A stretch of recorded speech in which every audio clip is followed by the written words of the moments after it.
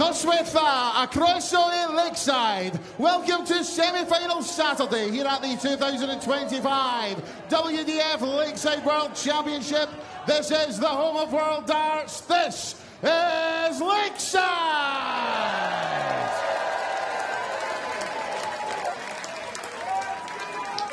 We continue the women's semi-finals and we welcome to the stage a two-time Lakeside World Championship finalist. The reigning Welsh Classic, Irish Open and Dutch Open champion from Wales, Rhian O'Sullivan!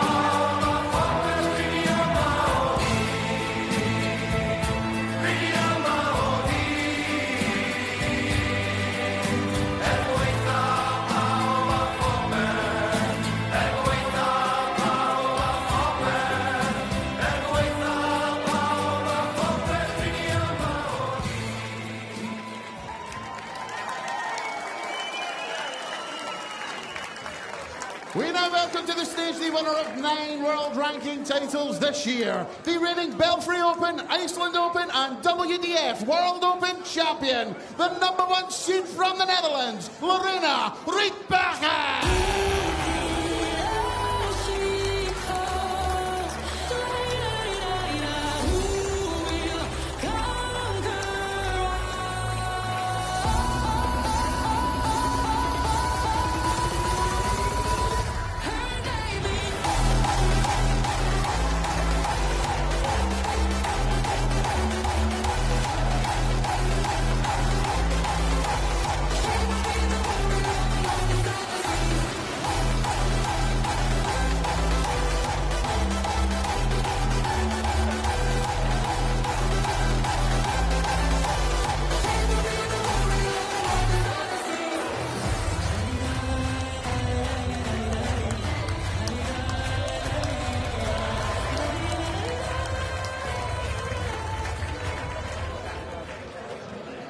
Good evening, everybody, and welcome along to Lakeside, where semi-final Saturday will conclude at the end of the evening. What an atmosphere we have in the building. What an atmosphere greeted Rhian O'Sullivan, looking to win her first ever World Championship title. Dita Hedman awaits the winner of this contest, and Rhian will believe this is going to be her year. Played some very decent stuff to get to this stage. It was quite a sticky contest against Maria Carley yesterday evening. A game that was marred by many a bounce out, but Rhian had enough up her sleeve in order to get over the winning line. He's had a really good year on the WDF Tour,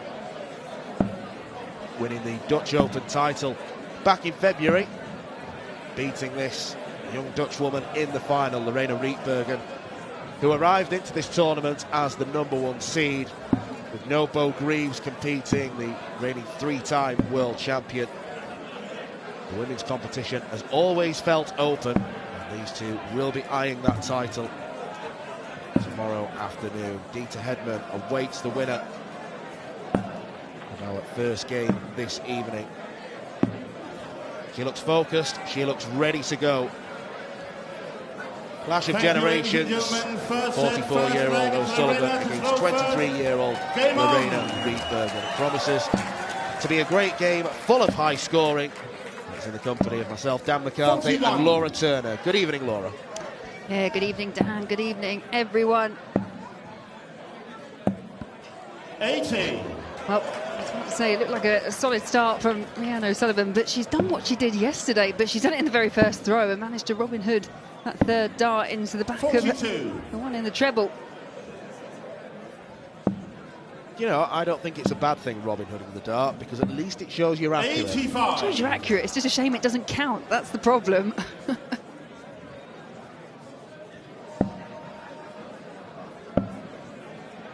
Well, Rian was one of the 82. very hot favourites to win this competition when everyone descended on Lakeside some 9 days ago.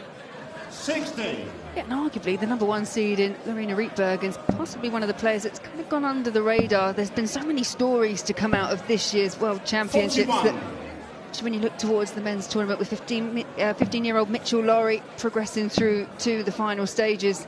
And Lorena, I think, in the women's is, like you say, just gone under the radar. She is a former semi-finalist here, and she got the better of Rhiannon O'Sullivan in the last 16 just 12 months ago. Go on then. 125. Already you can hear there's a lively crowd at the Lakeside. I think all the fancy dress shops in Frimley Green will be out of stock. You were enchanted by all the selections. I Laura, really weren't you? was. There was the whole cast of Rainbow there, I think, at one point. There's some Christmas trees. 98. Rian, you require 76. Double top. Rhiannon O'Sullivan takes the lead. O'Sullivan. Great break and throw very early on in the piece. And that set the tone of what's to come. Second The leg, seeding Rhiannon suggests throw that Lorena first. should be favourite. Game on. She does accumulate many ranking points. She's happy to travel all across Europe 95. and further afield in the smaller ranked tournaments where points go on her tally. She's able to climb up the 100. seedings. A lot of Rian's points came from that Dutch Open success, which is one of the 60. very biggest tournaments in darts outside of the World Championship. Some 5,000 players turn up every year. 60. Tournament you've played before, Laura. I mean, it's absolutely mad. It's best described to me as Glastonbury for darts fans. Yeah, it was 81. pretty accurate description, to be fair. There's a tent that is just dedicated to kind of just loud music like we heard from Serena's walk-on. But it is definitely an experience that everyone should have. If you love the darts, then the Dutch Open, it should be 60. a destiny for you.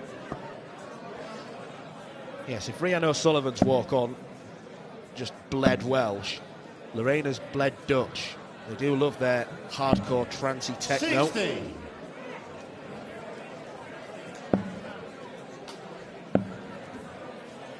I had to delve into the head-to-heads, and they've met a couple of times, but 4 times in total. It's 2 apiece, but Lorena got the better of Rhiannon when she went on to win the World Open in Hungary just a few Rhiannon weeks ago, require 105. and it was Rhiannon who beat Lorena in the final at the Dutch. Games of the second leg. Well, the signs early on are very promising for Rhiannon O'Sullivan. She only needed the one attempt at tops Game on. in leg 1, and the same can be said in leg 2. And when she came out yesterday, she was playing Maria 134. Carli, and the word was, because well, Bevan went and spoke to Rhiannon beforehand and 100. said she was really nervous. Well, to me, there seems like no signs of nerves for Rhiannon O'Sullivan at the moment. 80. It was a slow start for O'Sullivan against Carli. No slow starts here. 60. These are 2 of the biggest scorers in the women's game. Lorena, 60. and in fairness, Rhiannon, they've both got very fast and furious playing styles. Rhiannon just raises the arm and 60. with no backlift almost, just flicks it forward. It's unorthodox in terms of, as you say, if you look at Lorena, she only has 121. a slight ball back herself. Yeah, it's a flick, and it's in the wrist, you can see, whips it through. 11. Lorena require 106.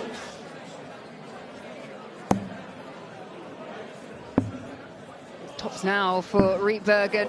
66. Couldn't find that pinpoint accuracy we've seen from O'Sullivan so far.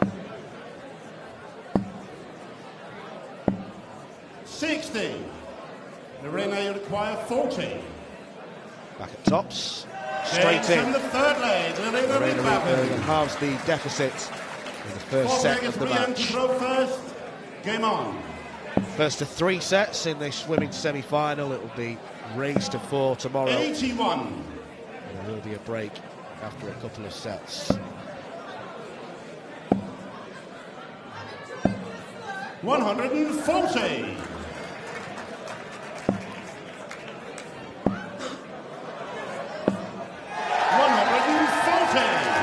So close to being a max, but it's a great response. Yeah, they went a bit prematurely. Some of them raised their 180 placards. 85. It's been a pretty solid start from both. 43.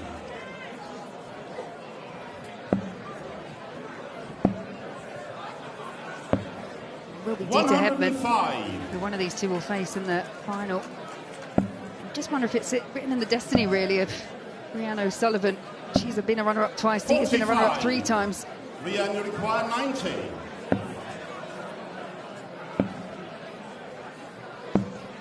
50.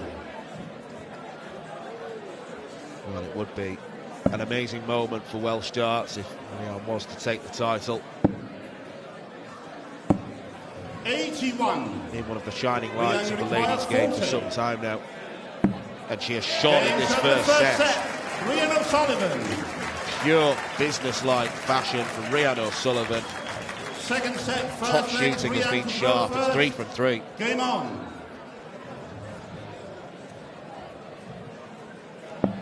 We know these two play fast, and that first set done in rapid time, less than 100. 10 minutes.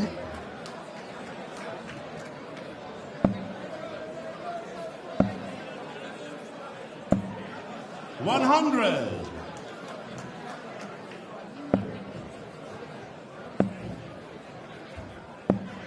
60.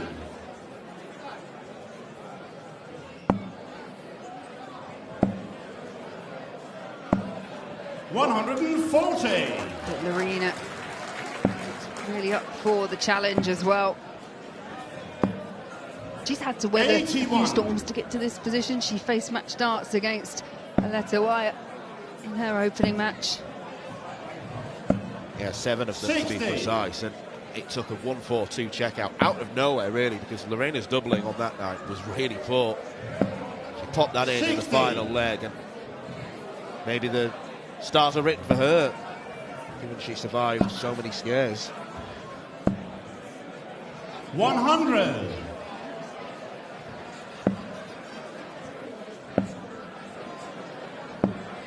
60. Lorena require 101. Still be done. Treble 20 would leave double 18. That's not found. 85. Rhian, you require 140. Set it up in the end. And the 140 no longer on for O'Sullivan. 41. Lorena, you require 16.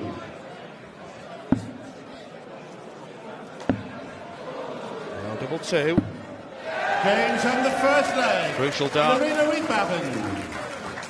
Lorena Rietbergen takes the opener in the Second leg second is set. Lorena to throw first. Game on. Yes, a good response from Rietbergen.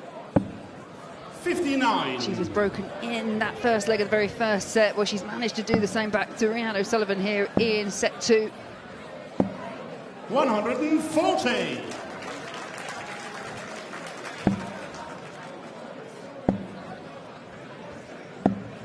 100.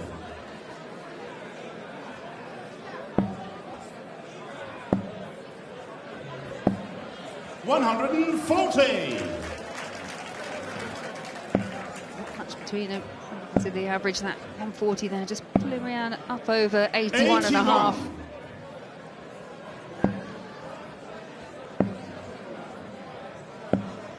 43. saw the best performance of the women's tournament come in the other semi-final. Dita Hedman. 60. She makes their way to a fourth final. And it looks like this event is bringing the best out of these two 92. as well.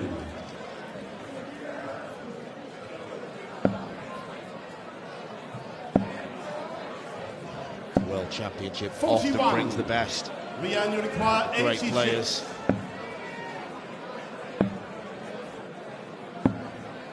Well, she took a 46. risk there, Rihanna O'Sullivan. She could have gone for the 18th segment again. Had it been a single, she'd have gone bullseye.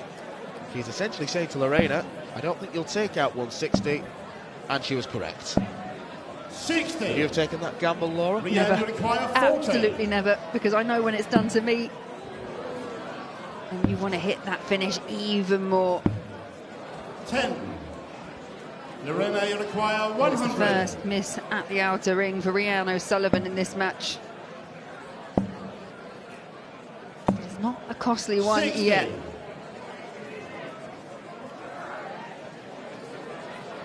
Rian, you require 30. Well, she dragged the dart at tops into the 5 segment. He's double 15 is remaining.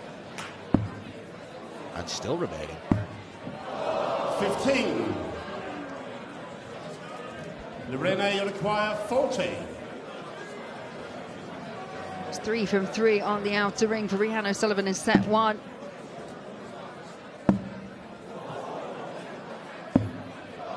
But Rian can't punish. Rian, you require 15. Well, Dita Hedman said this afternoon, after her win against Priscilla Steenbergen, the women's game's all about Into the finishing. second lane, Rian O'Sullivan. And that was a finish that was well required. Numerically small, but could be huge come what the end of the game. Third leg, Yeah, it's Rian I think to throw O'Sullivan first. knew it, because that was a Game on. huge reaction from the Welsh captain.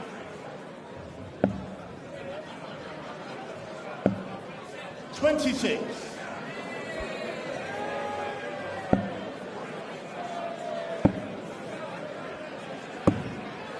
$56. Both players, as mentioned, they faced each other on a few occasions. They know exactly the levels that each other can 140. produce.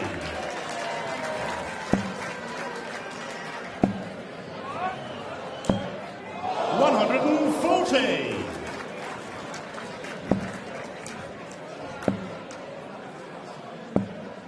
$81. She does have these gears, Rian O'Sullivan, where she can produce maximums 140s consecutively. 180. Like you, so does Lorena. 85. Lorena, you require 125. Kind of counting error there from O'Sullivan affords 6 darts for Rietbergen from this position. 39. And that is one of Rian's issues, for how great she's been over the years. She's never been the most proficient with the mathematics, but a 139 puts huge pressure on the 86. Yeah, but again, with a fast start in hand, maybe the treble 18 was a better option. 61. Rian, you require 30. Well, this double caused her problems once. It's close, but not in. 15. Lorena, you require 25.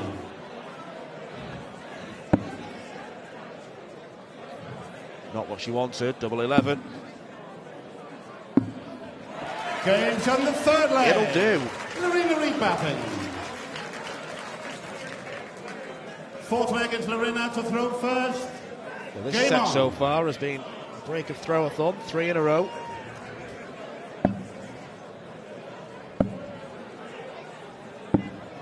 $42. I just think those last 6 darts, as good as they were from Rian O'Sullivan, those couple of small calculation 100. errors, they've just been costly, because double 15, let's be honest, in this match so far, hasn't been the kindest to Rian O'Sullivan.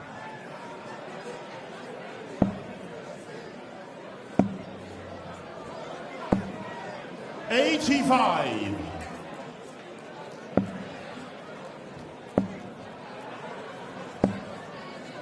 60.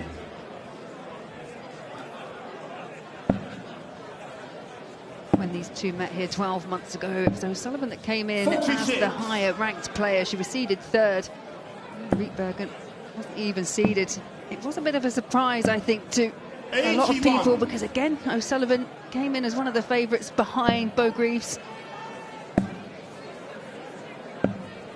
60. Yeah, at the time of that meeting, I don't think Rianne was playing her best dart. She was beaten in straight 60. sets with a mid-60s average. We know that that's not her game. And she did get her revenge, at least, in the Dutch Open final. So Lorena is looking for 28. counter-revenge, you could say. Yes, absolutely, especially when you speak to the Dutch players, the emphasis they put on winning the Dutch Open. As O'Sullivan piles in her first maximum. Yeah, being beaten in the final on home soil, I think, would have hurt. 100. Rianne, you require 20. James on the fourth leg. Rianne O'Sullivan. There's a potential set saver for Rianne O'Sullivan. She's now Fifth leg is Rianne got the darts first. to throw for a Game 2-0 on. lead.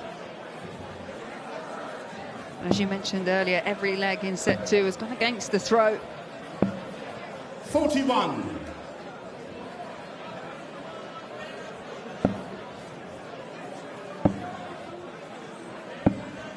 58.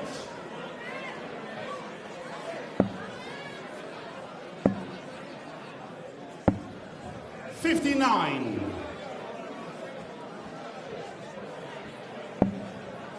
'This leg feels absolutely massive.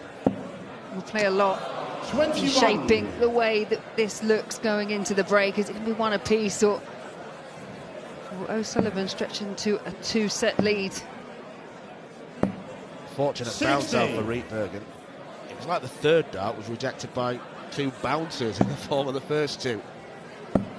It hit one, hit the other, went to the floor. 99.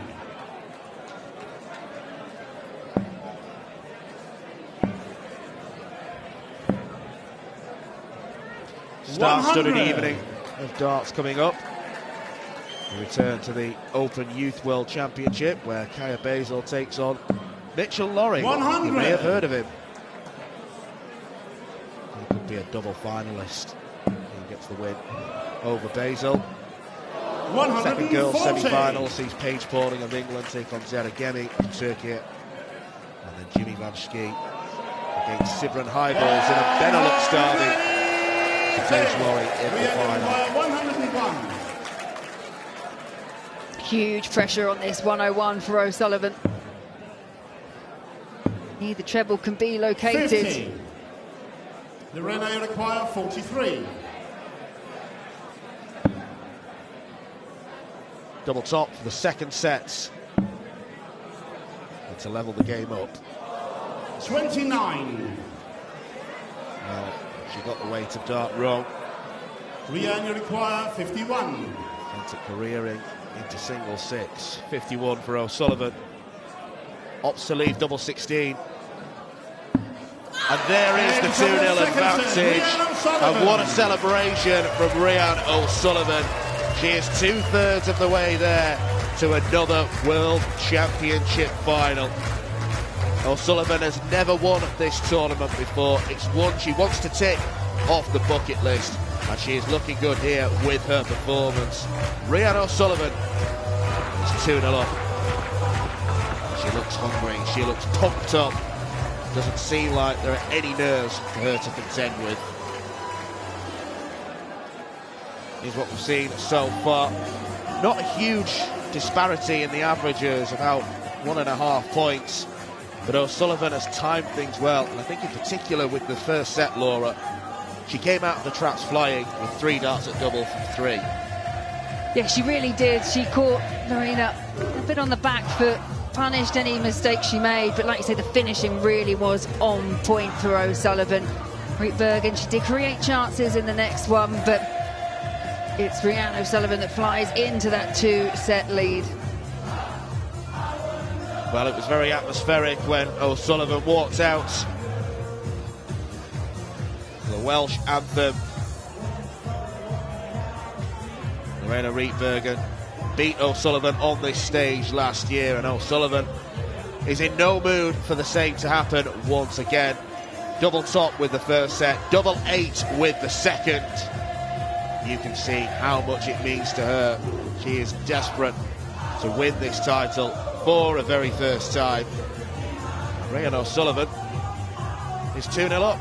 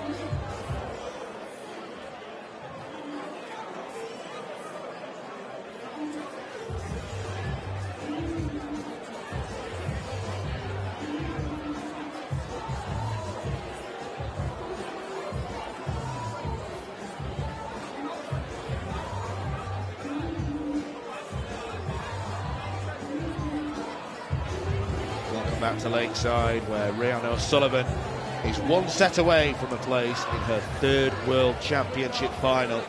It was plain sailing in the first set, 3 perfect darts at tops, and she took it 3-1. Slightly trickier in set number 2. Plenty of missed darts at double from both players, but that double 8 could be the straw that broke the camel's back. Thank you, ladies and Could gentlemen. it deflate First leg until and drive Rhian on towards Game victory? on. Laura Turner alongside me, Dan McCarthy, in the commentary box. And Laura, things are going swimmingly for Rhian so far.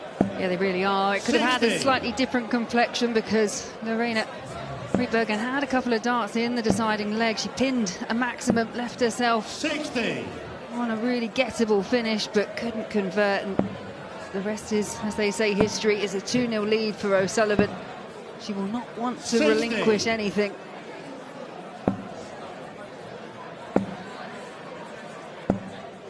Incredible to think that she's been to 2 World Championship finals before, Rian. But not since 2011. Consecutive years she was beaten by the legendary Golden Girl Trina Gulliver. She had a 10-year absence from this championship before returning in 2022. But she's been around the block for a long time. I have to praise her longevity, 99, ability to play darts at the top level for such a long time. Yeah, she's a player that, as you say, we saw 139 back in 2010, 2011, but she always maintained playing, obviously playing at county level, representing Wales at international level, but it's only been the last few years that she's really taken to doing things like the WDF Tour, the PDC Women's Series. She's now taking those opportunities. She's always been a class operator on the hockey. 78. Lorena, you require 164. Treble 18. 132. Rian, you require fantastic 24. setup. Double 6. 18. Maybe it just unsettled her. Lorena, you require 32. As you say, it was a brilliant setup by Rietbergen. Chasing it round the board.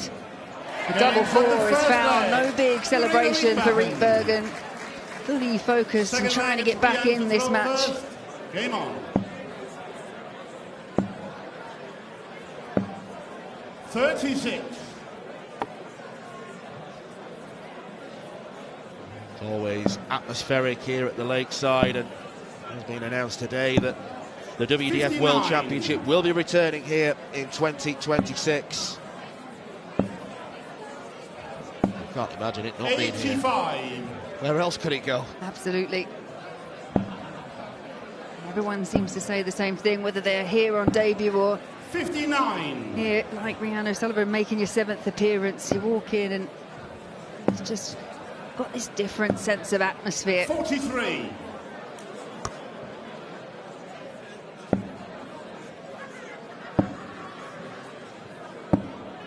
96.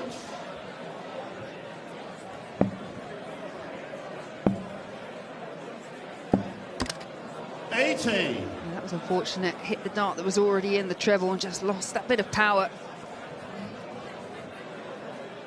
A few unlucky moments for Rian in this match. 97. That would include it.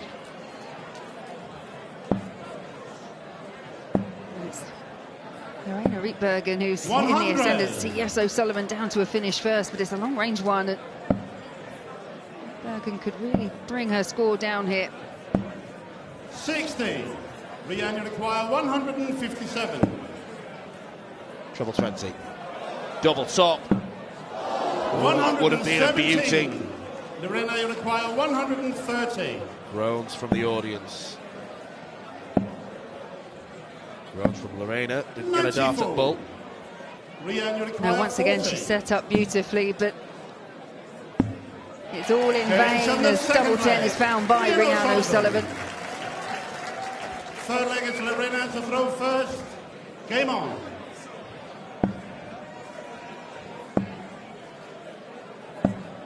100.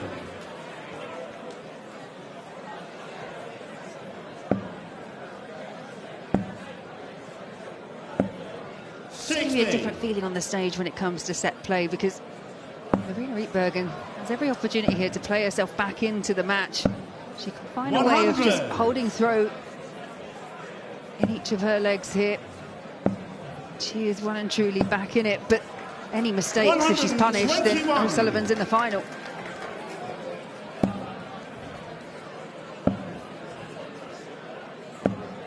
$60.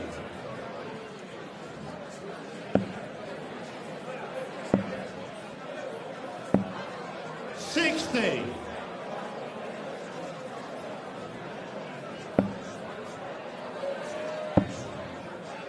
Ryan playing at a similar level to what she played against Jitka Sizajeva in her second round match, which is where the seeded players enter.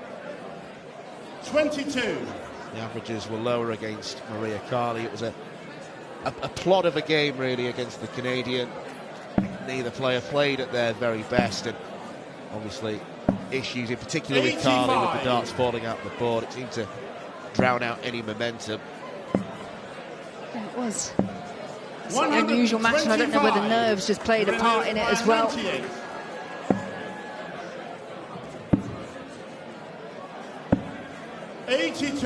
Went aggressive for the double 19, and it was just a bit too high.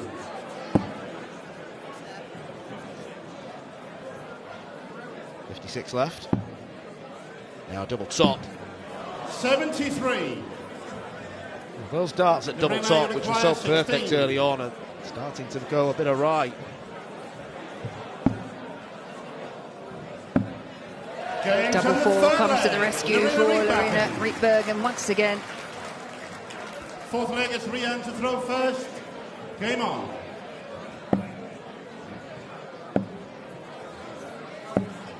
.100. Well, Lorena Rietbergen might be 2-1 up in this set, but it's still a difficult position she finds herself in. If Rian holds, then Lorena has to win, otherwise it's back-to-back semi-final defeats at the Lakeside. Went down to Sophie McKinley last year. This is by no means 100. Comfortable. O'Sullivan kicking off with back-to-back tons. 134. That were 134, and that's just an example of how Rietbergen can really utilise a lot of the board in order to show 60. That power scoring that she's got.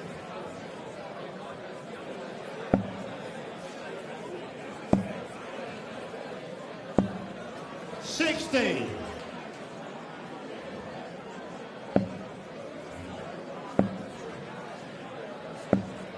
.100.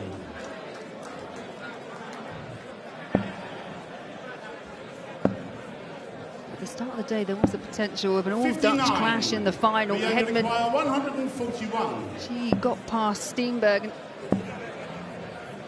And now O'Sullivan looking to get past 43. Rietbergen.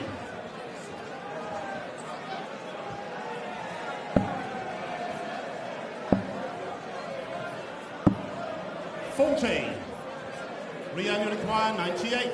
98 left.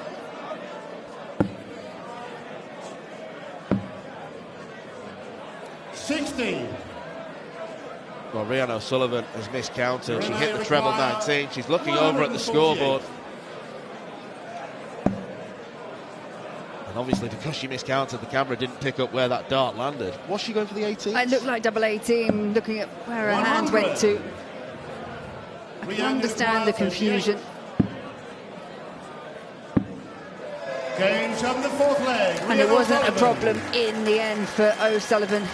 Yeah, when you do that switch down and she's just pointing, yeah, you have to be focused and concentrate, because quite often you'll go the same route for 93, and that would be a 57.36 as opposed to a 98. 100.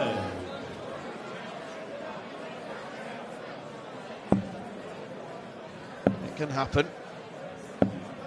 60. But if she had have hit double 18, she'd be coming back to the board looking at double 1.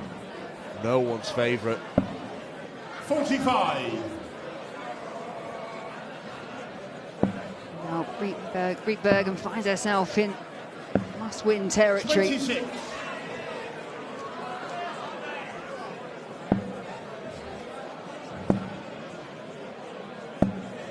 .100.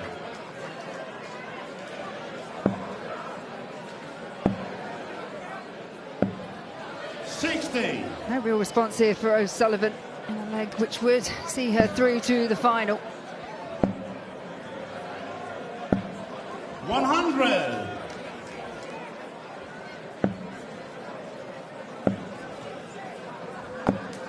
.41. Not enough. They require 156. They appear destined for a fourth set. 60.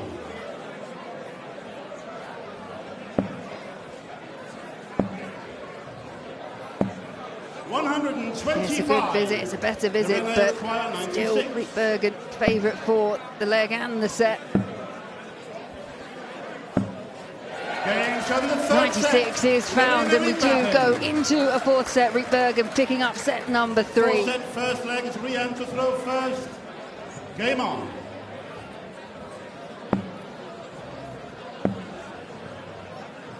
Wasn't much in the way of celebration from Lorena. Knows that work is still there to be done. It's the start of a comeback. 100. Yeah, Rian O'Sullivan in that previous set, she would have thought to herself, right, it's 2 apiece, I've levelled up, 501 points away from a place in the final, and now the 2 legs that she did pick up, she's got to go through that whole process once again. 90.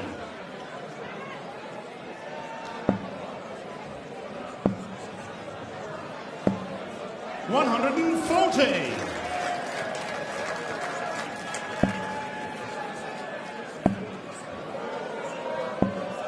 140.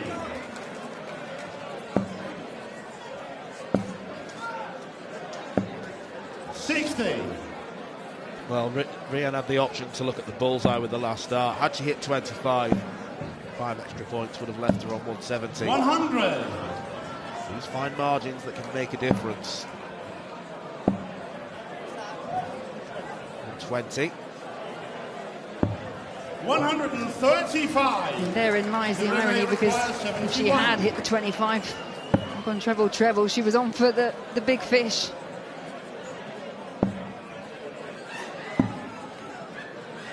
31. Wow. Rian, you Now require that is 40. an interesting call. When I say interesting, I mean baffling. To not go 18 and bullseye with Rian O'Sullivan on tops. 20. And it hasn't mattered ultimately. Lorena, you require 40. I'm staggered that Lorena chose that. Yeah, I'm really surprised.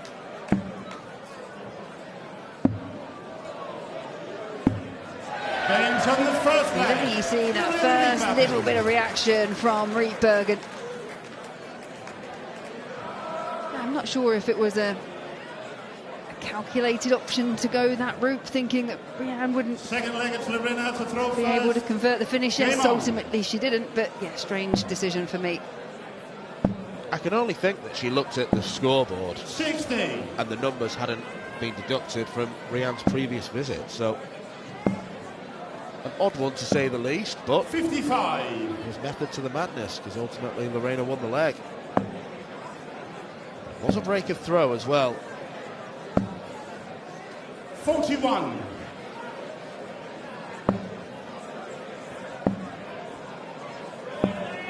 140.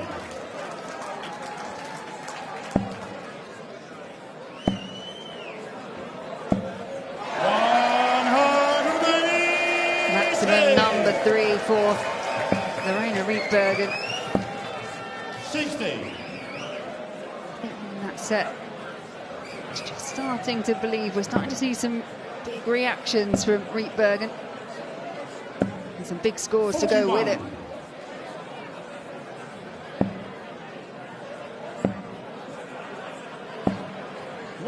135.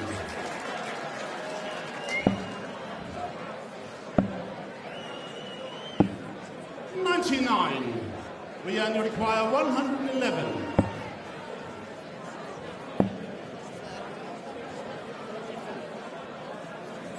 Well, that's left double 70. Lesser spotted. 77. Lorena, you require 80. Sometimes she plays with so much pace and rhythm that I think instinct takes in and has left herself on some questionable doubles throughout the match.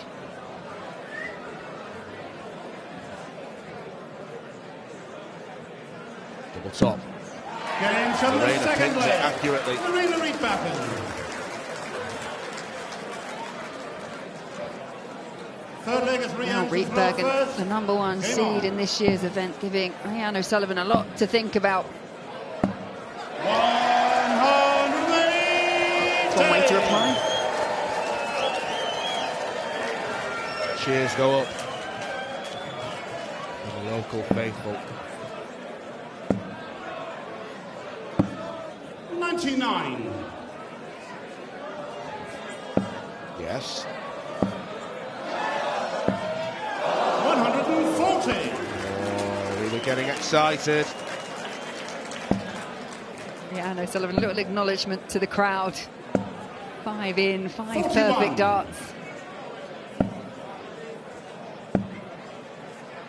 The important thing in the context of this match is getting the leg one. 97.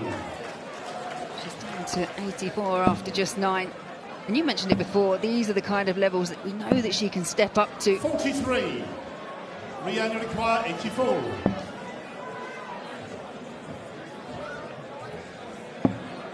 Double top. 44. Another miss at double top. Not hit that target since the first set where it was 3 from 3. 43. Rian, you require 40. She does find it. It's a 14-dart reply to Lorena Rietbergen. Fourth leg is Lorena to throw first. Game on. At this stage of the match, every leg is important, but this one feels especially so for Rietbergen. It does go to a piece, and O'Sullivan can find a way of breaking the throw. Then it's O'Sullivan with the advantage of going first in the deciding leg. 100. You'll have played Rian O'Sullivan many times previously in the women's series. I mean, with her pace, with her sometimes bizarre decisions, the miscounts, I mean, your head must be in a scramble when you're playing her. I kind of hope it happens, to be honest, so I might have another go, but yeah, no, she's great to play against, honestly. She's one of those players that's really supportive of everyone she plays against. Yeah, it's all business when the match is on, but you do sometimes get... I'm not a slow player by any means, but you can get very much wrapped up in the pace of Rian. You'll notice she's not just quick when it comes to the throwing, but she steps up to the oki really quickly as well. And sometimes you've only just walked back, you might want a bit of water, and she's stood right next to you. 60. You wouldn't possibly entertain the dark arts and slow a player down, would you? I find it hard enough just to concentrate on actually playing, let alone trying to do any kind of darting tactics.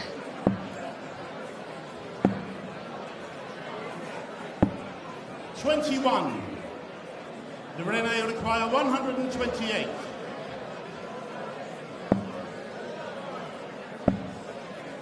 Fifth set is looking likely. 48. Although she was disappointed with the setup play, O'Sullivan way back. 81. She got away with 80. one there if she gets back to the oki. You know the phrase, think before you speak? Can we apply 40. that to Rian's darts? Rian, you require 119. Think before you throw. But she's got to wait. She's not going to change. And she's still a major success.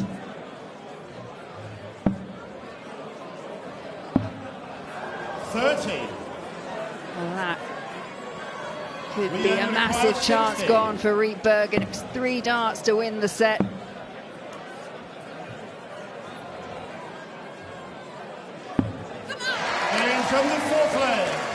Mammoth reaction there from Rian O'Sullivan, who levels up set number 4 with 2 apiece.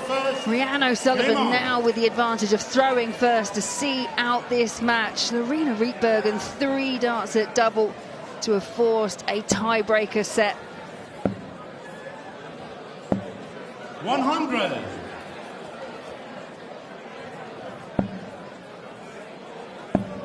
It's all really rather dramatic, isn't it? 140. Not a bad way to kick off the evening session. The match has really swung because it was dominance in the first set from O'Sullivan. It was not much between them in set 2, but it was O'Sullivan that got the better of Rietbergen. But since then, Lorena has been firing everything at her, and it's just some untimely misses that have been punished by O'Sullivan. 60.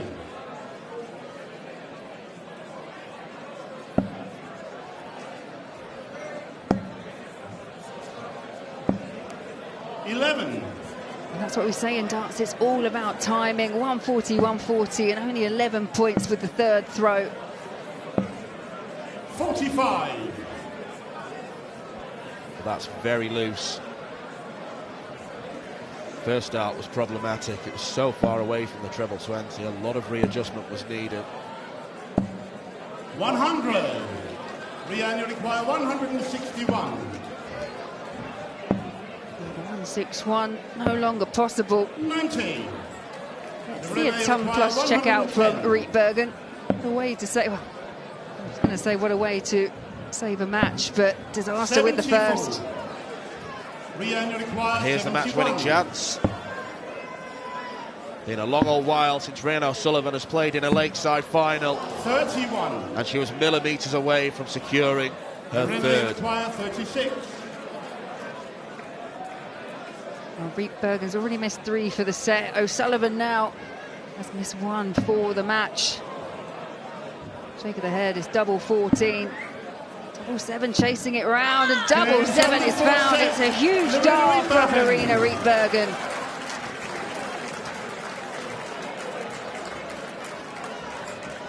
And that is the other side of it. Lorena Rietbergen at one point looked slightly down and out, a bit despondent up on the Ockies, played herself back into this match, and Rian O'Sullivan's gone from being just 40 points, 1 dart it found the tops from getting through to the final, to now having to restart another set.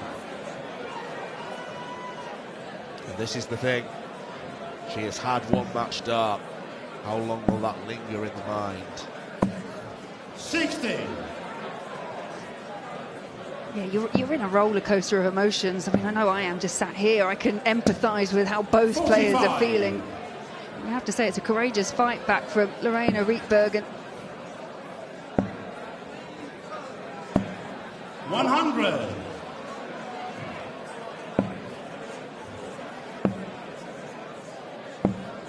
60.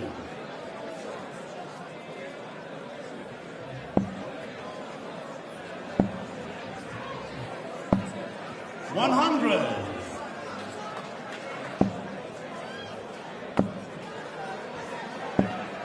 140. 2 out of 3 is not bad, but it's advantage Rietbergen. 60.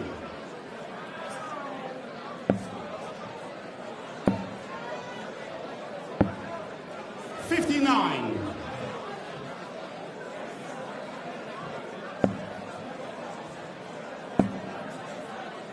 There's a big treble.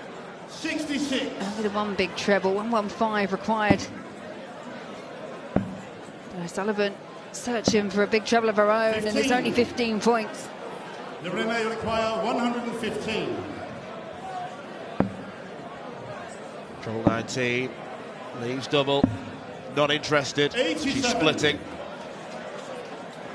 You go inside on the 19, you leave 19 points left, then you've got to use a dart to get to a double. It makes sense.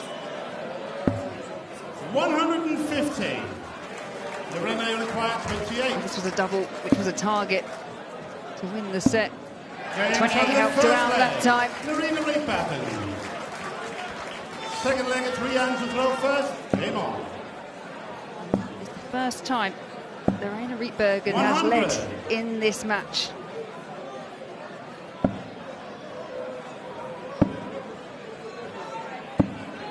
It's not about how you start, it's how you finish. Rian started excellently. 100. Won 3 legs in the opening set, requiring just 3 darts at double. Nothing has been as straightforward since. 100.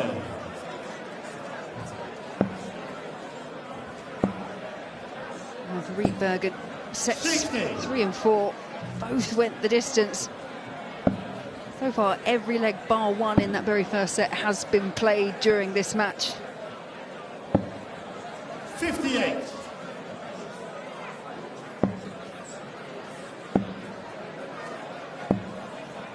60.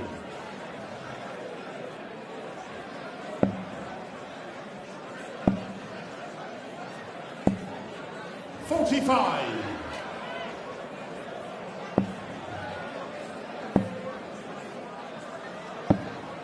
137. Good visit from Rhian O'Sullivan.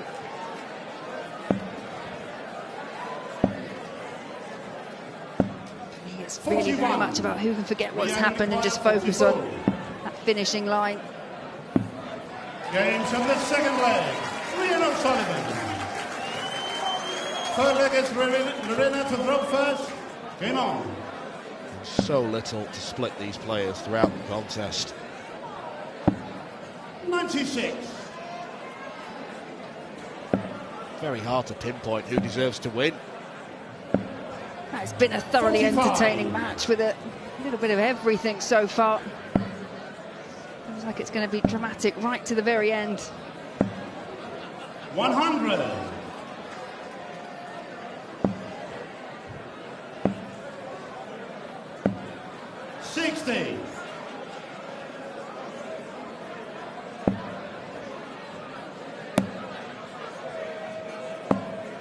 $95.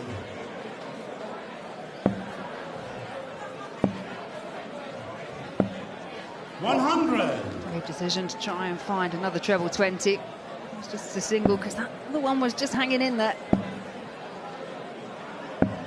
170 full. Unbelievable timing.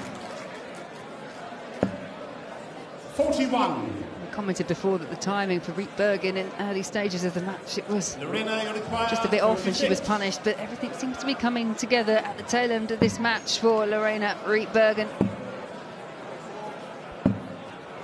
No score.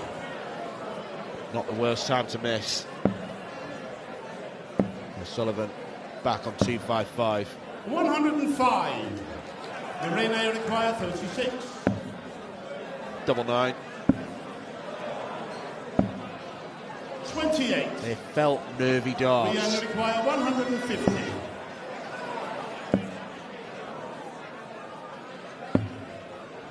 $90. Lorena require 8. Double four has come to Lorena's rescue on a few occasions.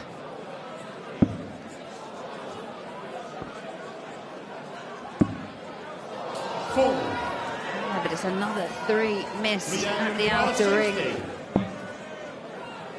Double top. Now the 10s. And that might be a near knockout blow that Rhian O'Sullivan lands on Lorena Riet Bergen. It's a break of throwing, the final set. And now she is throwing for a place in the final. And no wonder there's a grimace on Lorena's face. Fourth leg is Rhian to throw first. I agree with you. I think throughout the scoring phases, Riet Bergen in this deciding set looked very comfortable. When it came to hitting that double, they were nervous. Darts. 41. She had the opportunity to go one within the match.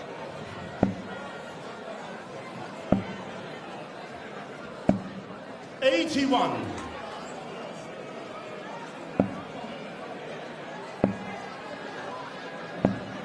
$125.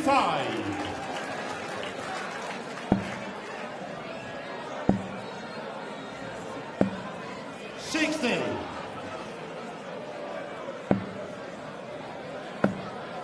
After Rhian O'Sullivan trying to bounce back from the disappointment of missing a match dart in set 4.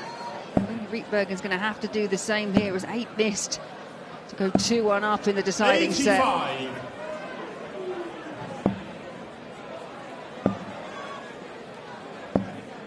set. $60.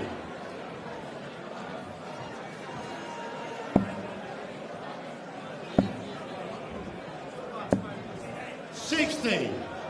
Forget tie breaks. Lorena wins this next leg with sudden death.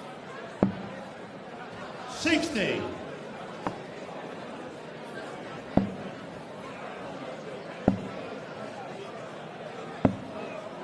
$105. He might be labouring the point. That last dart Rhian threw could have been towards the bullseye, could have left her on a finish. 60. Lorena require 110. As it stands, there's very little to split the two. 18 for double 16 to go the distance. 78. We only require 112. Well, this would be the biggest checkout of the match, and it can still happen. Treble 19 and the bullseye.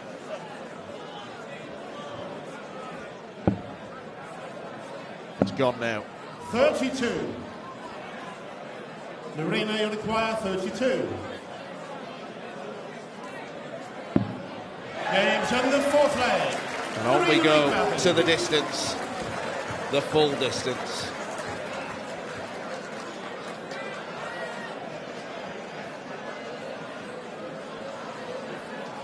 Belated fist bump. I think both players are gassed at the minute.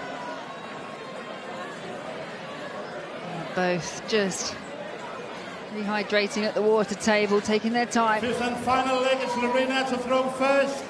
It's been a real contest between two amazing performers up on the stage.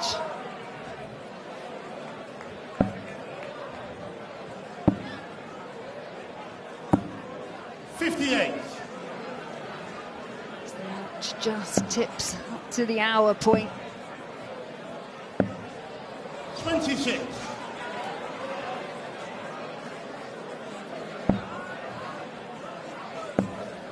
You must be thinking to yourself, right, just keep them straight. 60. Try and get one big treble. If you can get more, great. 63. Horrendous misfortune. You mentioned when we, as a Robin Hood, she does have those flight protectors, and 81. sometimes that is what can happen if you clatter into one of them.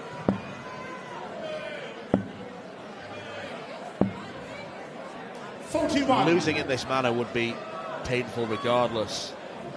But the fact of the matter, Rhian O'Sullivan was 2 sets up.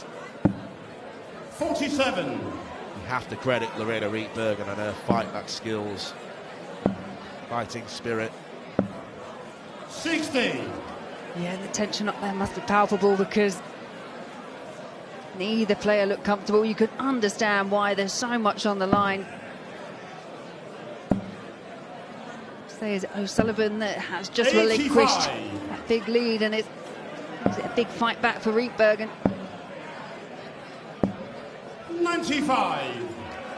Lorena, you require 170.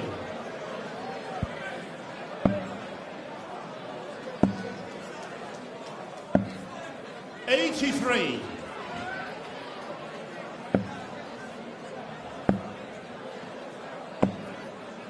81. It's a very big pick-off with that last start for O'Sullivan, but it's Rietbergen. 87. 87 for the match.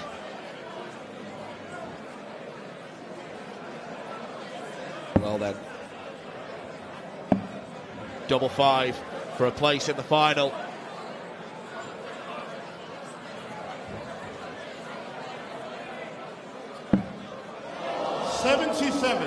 Both players have had a match dart. Rhian, you require 135. It really was a great effort. 135 can't go for O'Sullivan, so Rietbergen back for the match. 45. Lorena, you require 10.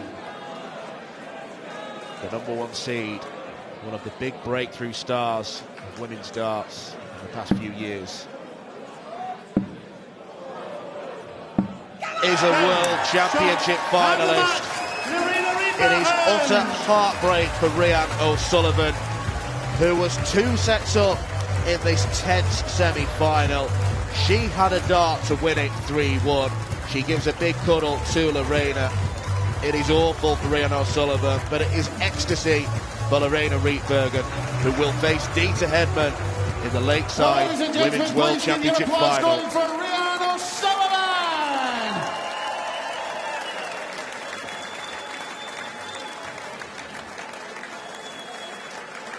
And up to the World Championship final, Lorena Rietbergen!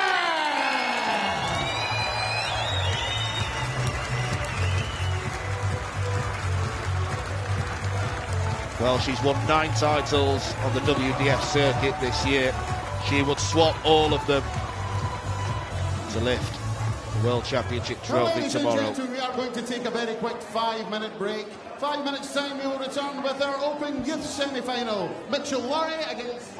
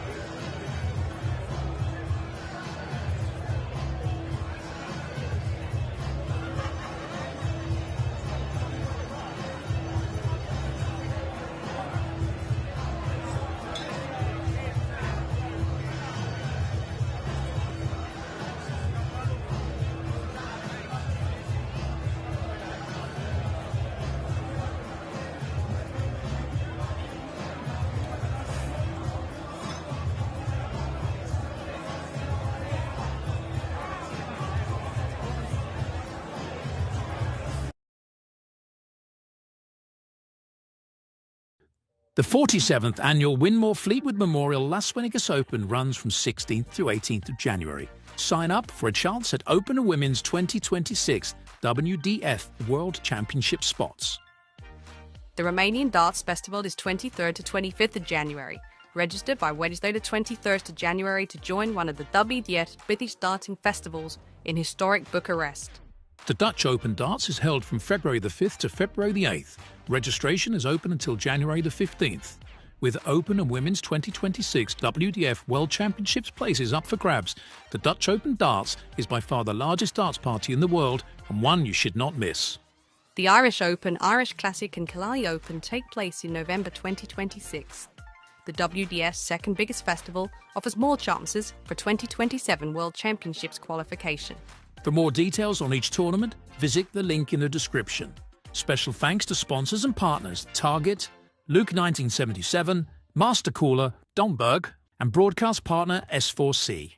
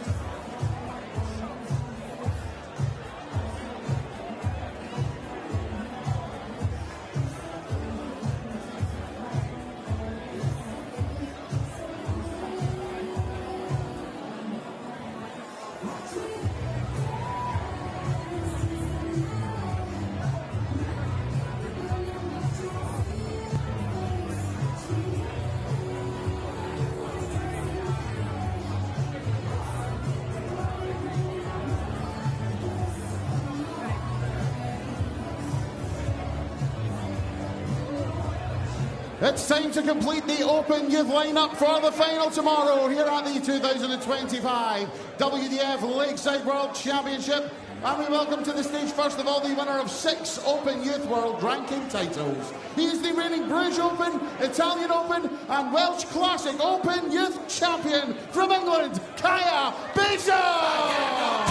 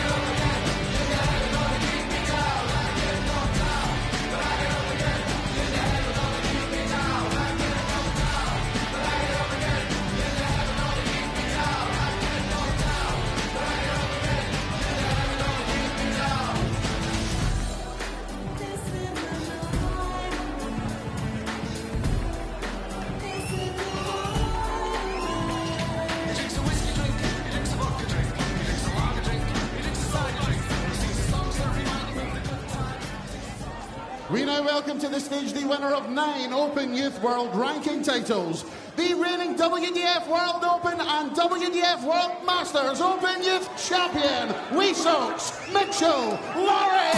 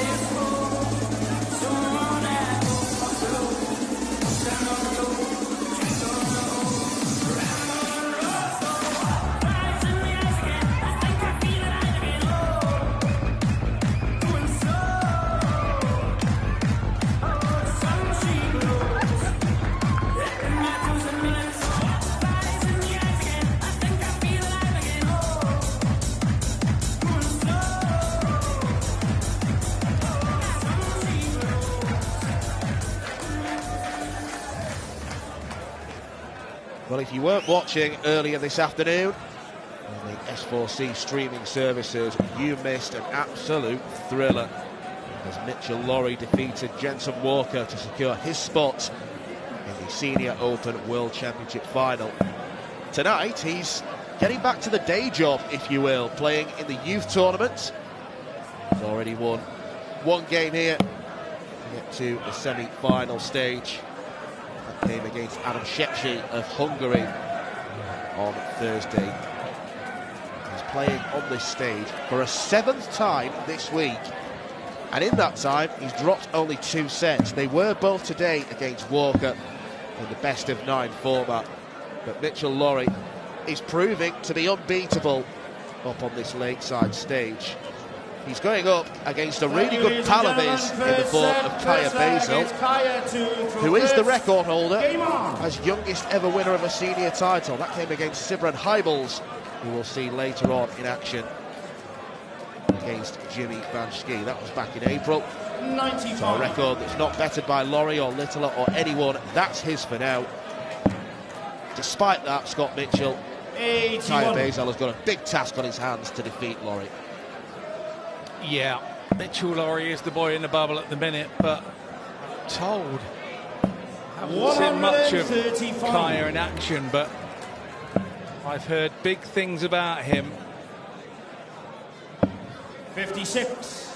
So I'm looking forward to this immensely, to see whether these two can bounce off of one another. They seem to have a lot of respect for one another. That interview previously for the game. 99. And I watch the way that they talk in these interviews, and it's like they've been media trained, isn't it? They have all the right answers and all the right spots, and the way they do it. It's a blithering mess at the age of 37 on interviews and things like that. I don't know how come 58. They're absolutely amazing. Those interviews, but 74. it's Basil. Here going for 74.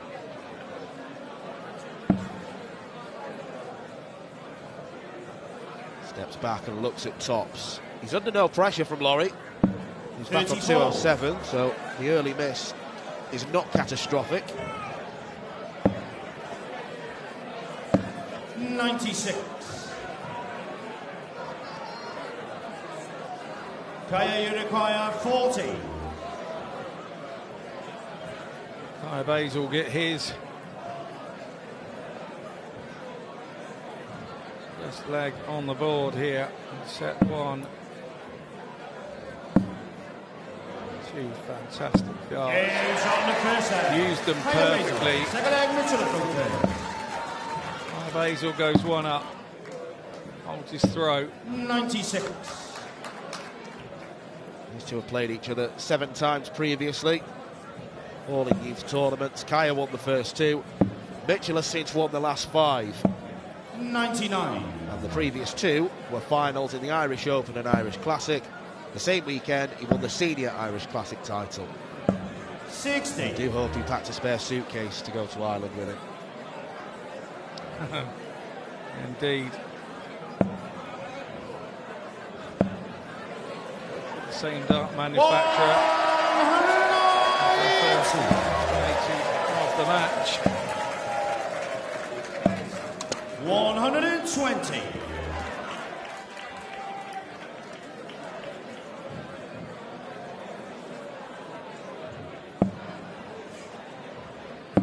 We're privy to the backstage area here at Lakeside where our commentary position 96. is, the players' room, the media room. And you're seemingly never more than 6 feet away from Mitchell Lawrie. He's just spent the whole week in the building. He's not playing, he's practicing, and if he's not playing or practicing, he's having a laugh and joke with all his pals. He's got a very infectious giggle. He's going to be a mainstay of this sport for years to come. 167.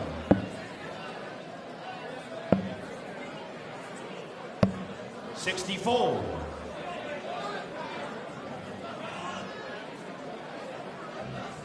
Kaya, you require 40. There's a break opportunity. And you feel against Mitchell Lawrie, in the mood that he's been in since he's walked into the building, these have to go.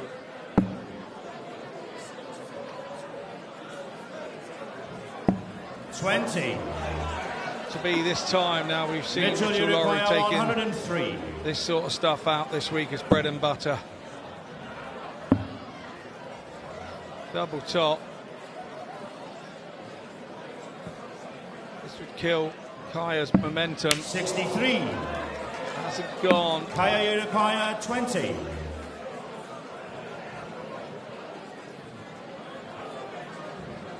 Really takes his time with the doubles. It's on the second. That extra time, that extra Kaya focus, attention to detail, means Basel leads 2-0. Third leg, it's Kaya to throw first. Game. I think early doors here. So he's taking advantage.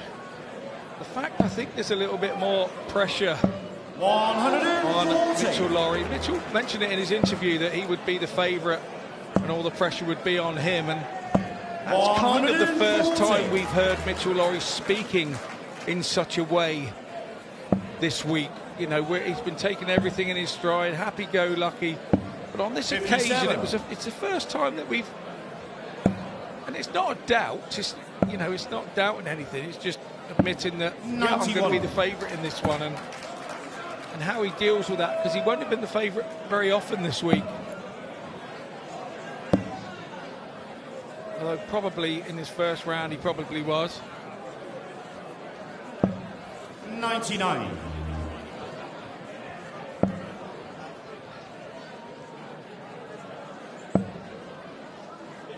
He's got to work that 60. through the gap to lead 117. You can see the disappointment on Laurie's face.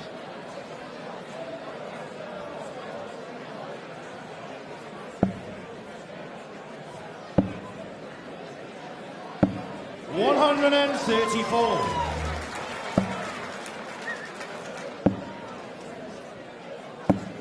$136. Kaya, you require Snatched them out, didn't he? 71. All about Basel now.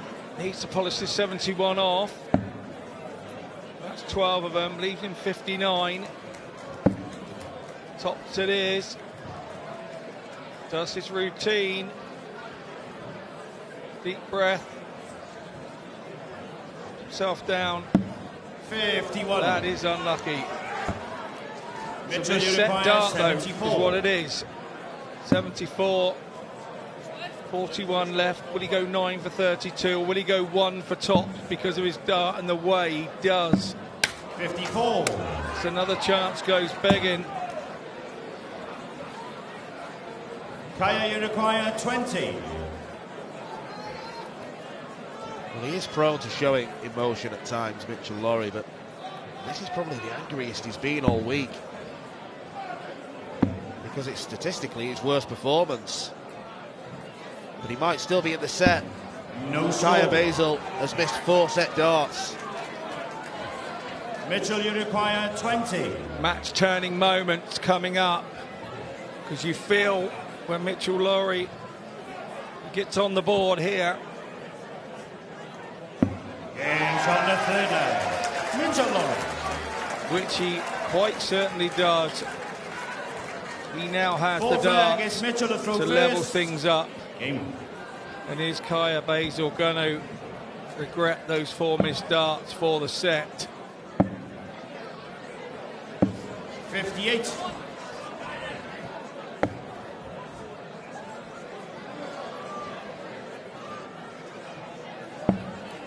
Well, it was a star boy's way to end a World Championship semi-final for Laurie. A 1-2-5 finish, pinned on the bullseye. 100. On cloud 9 at the time, and he used so much energy and adrenaline, not just to play 80. that game, but to celebrate as well. It must be tough, knowing that you have to come back on stage in a matter of hours. It's all about the highs and the lows of the game. When you have a big game here or anywhere, any kind of TV tournament, it takes a couple of hours for the adrenaline to slow back down again and you come back down to earth. Well, Mitchell Laurie hasn't had that sort of time, so he's had to come back down and then get himself back up again for the next game, and that's very difficult. It's 2 of the biggest games of his life. It's 2 semi-finals on the same day, and it's easy to say it serves him right for being good, but you know, it is a tough task he has ahead. And Kaya Urifaya 161. when he's played at the top level will know it's difficult playing game after game with so much at stake. 52. So much at stake. Mitchell Urifaya 89.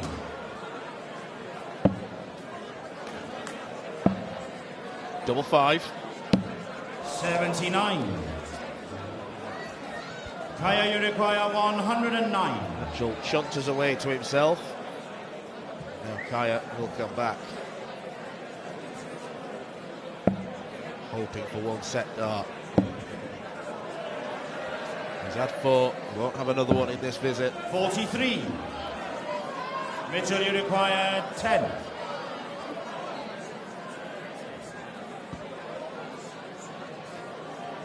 It's on the 4th leg. Mitchell Laurie. 5th leg is Kaya to throw first. Game.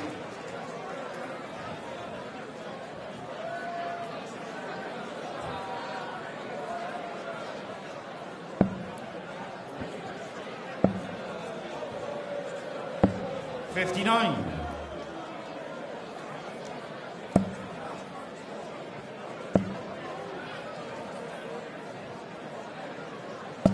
$140.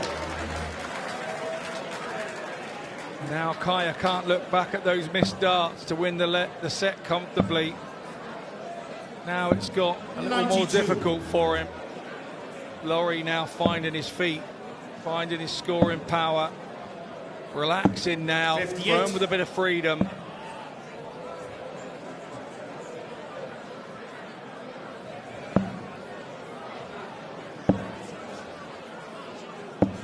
$81. Down on the 19th with 3 or 3, because 7 of them leave a 133. magical 170 finish. One thing for certain, these boys know how to count. 59. Mitchell Urifaya 170.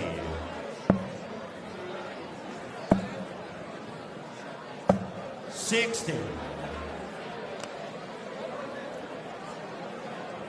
Baffled at the fact none of those went in the treble.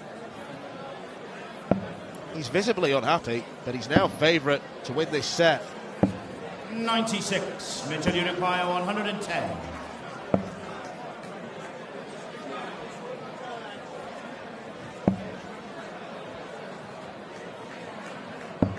$70. So Kaya Basil now Kaya Urifaya 114. save the set on throw. You imagine this has to go. Treble 18 and tops. Just gone in the wrong bed. 82. Mitchell, you require 40. Now all he can do is pray that he gets back. 2-0 down in this set. Mitchell Lawrie has given himself an opportunity. 20. And as you can see, he doesn't understand how that didn't go in. I was told in a pub once the easiest thing to do is hit a double 32. after your opponent is missed. Will that be the case for Kaya? Mitchell Lawrie left bewildered at his lack of doubles.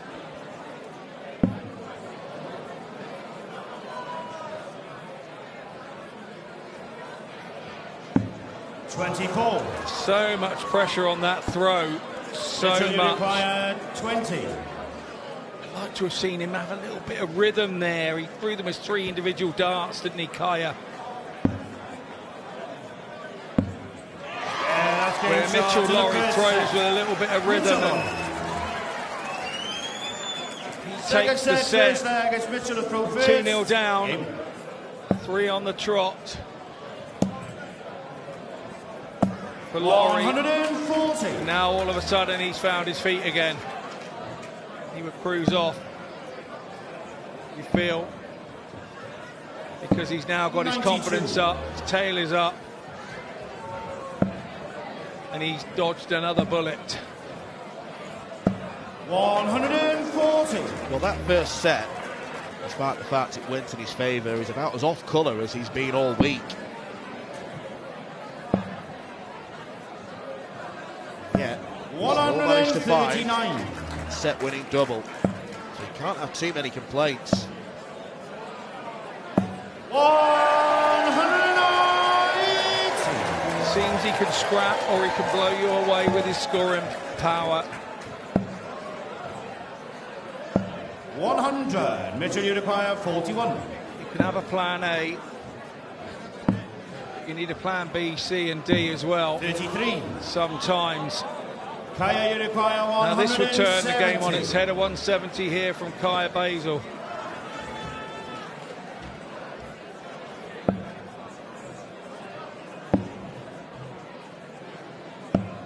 $57. Not to be this Mitchell, time. you require 8.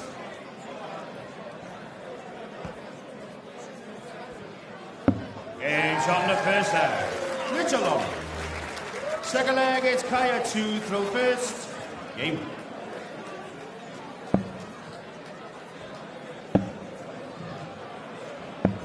$57.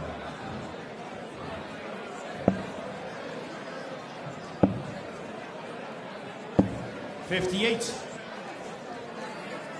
Sarcastic thumbs up at the board, which has been a theme of Lakeside this week. Lawrie not the only player partial to 95. sarcasm.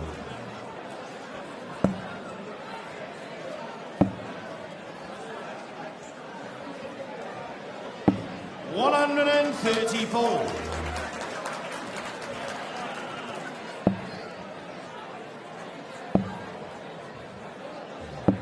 $97.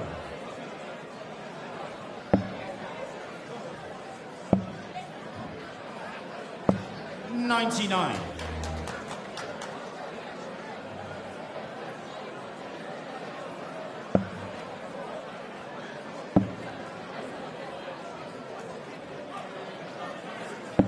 $60.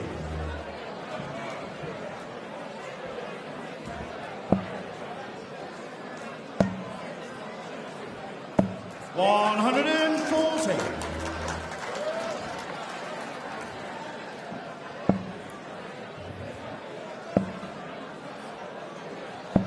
$60. Mitchell, you require 70. 12 or 20. Double 16. 38. Kaya, you require 132.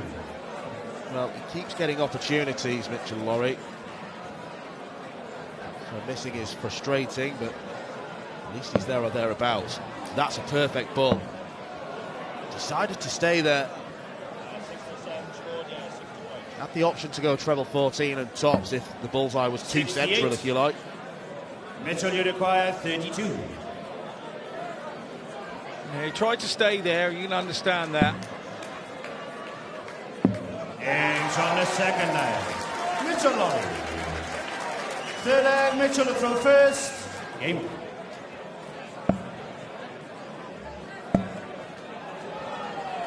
Kind of have to say, Kaya Basil has not really recovered from those set-winning darts in set one, has he?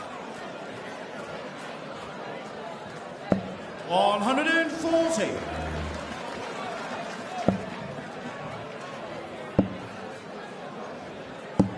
$58.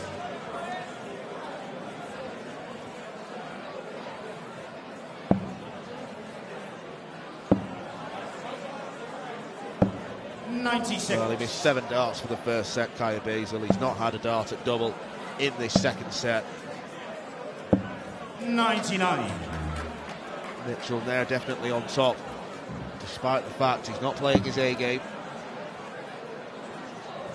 No, he's proven to be a scrapper as well as a apps and out, 58. apps and out, Mitchell out and out scorer. 164.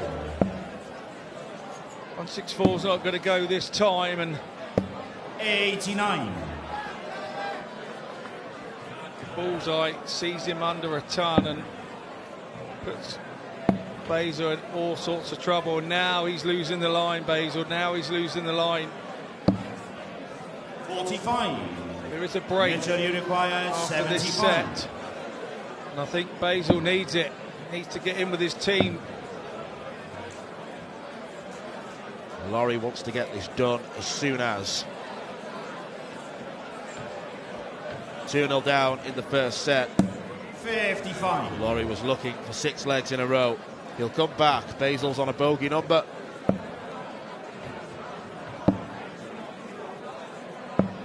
$122. Mitchell, you require 20. Double 10. Last game That's shot plumb. and the second Mitchell set. Lorry might not be Mitchell happy Lorry. at what's going on up stage. He's not happy with his own performance levels. He's missed a boatload of doubles, but he is 2-0 up and comfortable in this boys semi-final against Kaya Basil.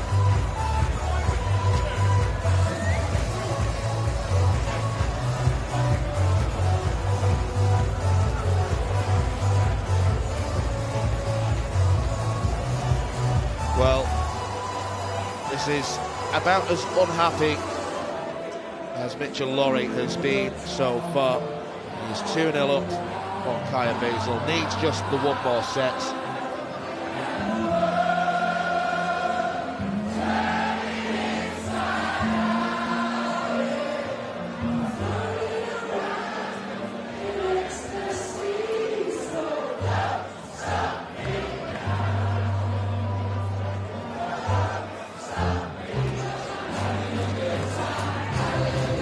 Everyone at Lakeside is having a good time.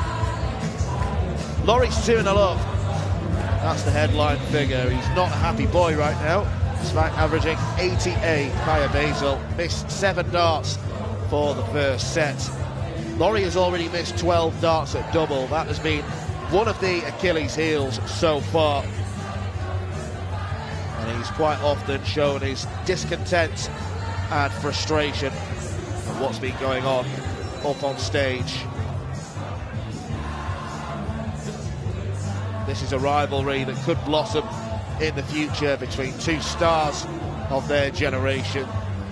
Kaya Basil has beaten Mitchell Lorry before. He knows what it takes, and like Lorry, he has been a huge success at youth level and at the start of his senior career.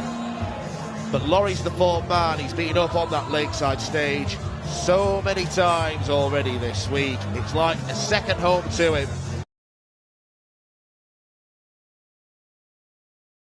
The 47th annual Winmore Fleetwood Memorial Las Vegas Open runs from 16th to 18th of January. Sign up for a chance at Open and Women's 2026 WDF World Championship spots. The Romanian Darts Festival is 23rd to 25th of January. Register by Wednesday the 23rd of January to join one of the WDF British darting festivals in historic Bucharest. The Dutch Open Darts is held from February the 5th to February the 8th. Registration is open until January the 15th. With Open and Women's 2026 WDF World Championships places up for grabs, the Dutch Open Darts is by far the largest darts party in the world and one you should not miss. The Irish Open, Irish Classic and Killarney Open take place in November 2026. The WDF's second biggest festival offers more chances for 2027 World Championships qualification. For more details on each tournament, visit the link in the description. Special thanks to sponsors and partners Target, Luke 1977, Master Cooler, Domberg, and broadcast partner S4C.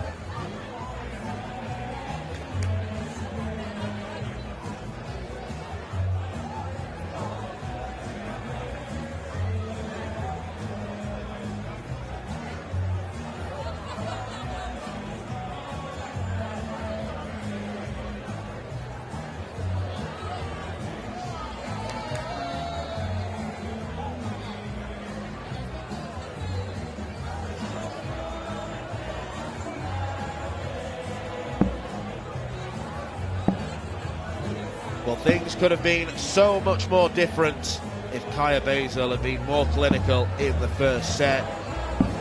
He won the first two legs. He had his good pal Mitchell Lawrie rattled up on that stage.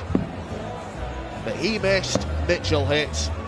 And in set two, it was all about Wee Sox, the 15-year-old who will be competing in the Senior World Championship final tomorrow. He's looking to make it a double. Third set, Lawrie first leg unhappy with some of his play in that first break. And in the second half of this contest, which will end if Lawrie wins the next set. 97. We'll be hoping for something similar to what we've seen all week. 140. Things like that. 140 score.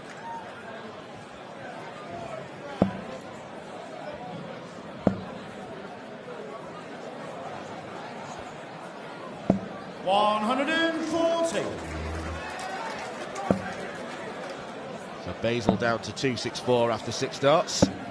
89. As if by magic, we have the scoreboard back.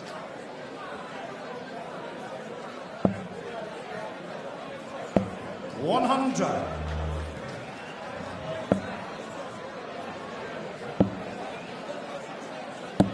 $58. Kaya, you require 164. Doesn't need to go that way. He went for another treble 20. 140. Nice setup from Kaya Basil. And I think the break came at a good time for Kaya. 58. He can come back and hold his throw Kaya, here and require hold this 24. set. It's more than back in the match. Aim shot in the first leg. Kaya Basil. Kaya turned out for the England B side in recent JDC World 60. Cup in Gibraltar. I think the England A side beat the Scotland A side in the semi-finals out there, which Scotland A side had certain Mitchell Lawrie in it. 140.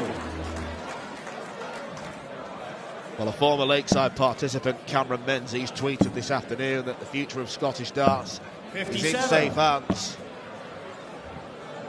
Talk about an understatement. 100. His hero is Gary Anderson, the two-time PDC world champion. Says he wants to try and emulate the Flying Scotsman. 94.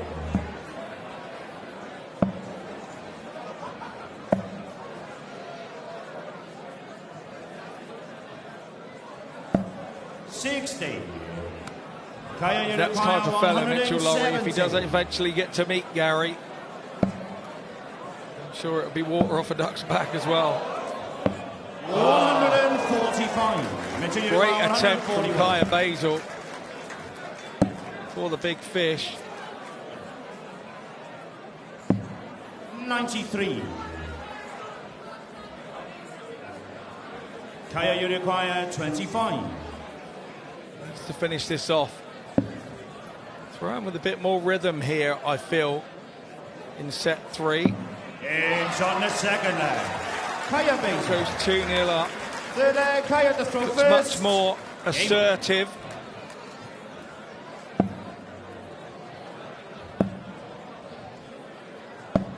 $43. Definitely some fire in the belly. Basil here. 140.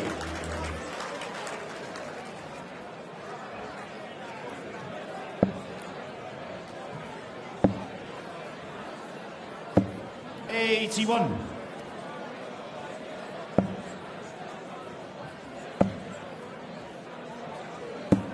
$97. Mitchell Lowry is still using the flights with the antlers on that his wee sister picked out for him. It's her 81. favourites and that she wanted him to use on the TV. And I have to say, they've been pretty successful so far this week. 100. I reckon a lot of kids will be putting them on their Christmas lists.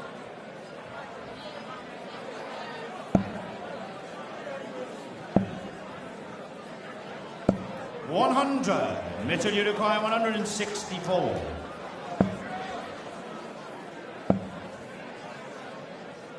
$60.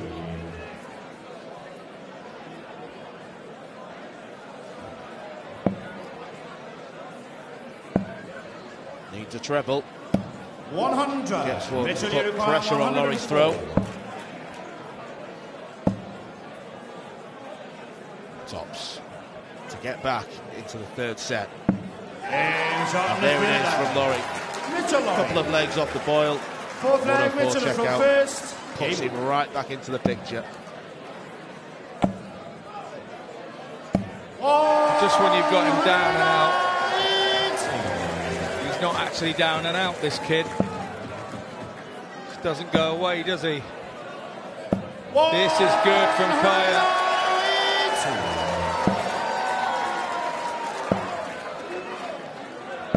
60.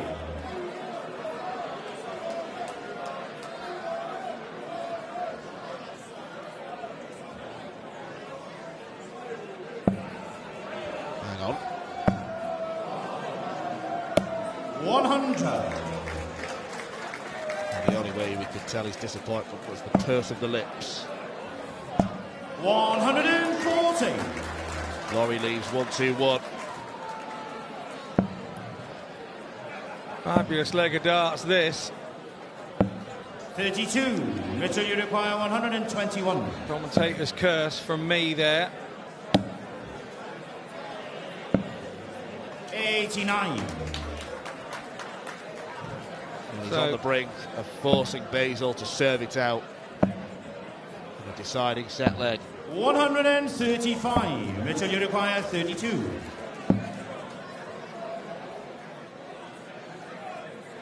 And shot in the There it fourth is. leg. Mitchell Lowry. One leg away Fifth from the leg, second Kaya to throw final first. of the week here at Game. Lakeside. To remind viewers watching on S4C, after this game, 93. the coverage will switch to the stream on S4C Click, BBC iPlayer, and the S4C YouTube channel. 100. So make sure you've got your remote controls at the ready following the conclusion of this game.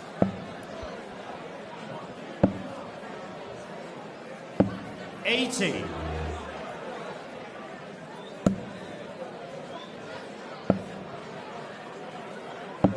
$44.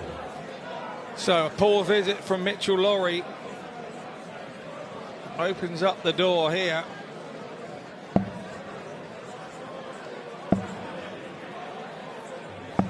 $100. It's a good visit from Basil. But the problem he's got is so is this from Mitchell Lawrie. Just when you think you've got him, jumps out of the frying pan and into the fire. Should go 20s or 17s. 58. And for the latter to leave 170. He's on a finish, Lawrie isn't. But Lawrie is forcing Basil to take this out. 137. He's peaking now. Kaya, you Near the require conclusion of the match. 170. Definitely got a head of steam up, there's no two ways about it.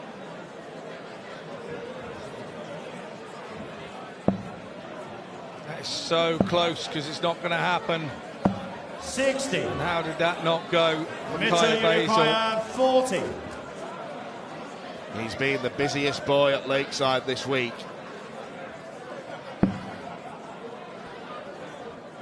Game. Shot. And he's got two finals to deal with tomorrow on this Super Sunday at Lakeside. Mitchell Lawrie gives his great pal and rival Kaya Basil a big cuddle following a straight sets win over the boy from Burnley. It wasn't the happiest performance. He was unhappy at the start of the game, but he peaked, and he's playing in both the boys' final tomorrow and the senior final here at Lakeside.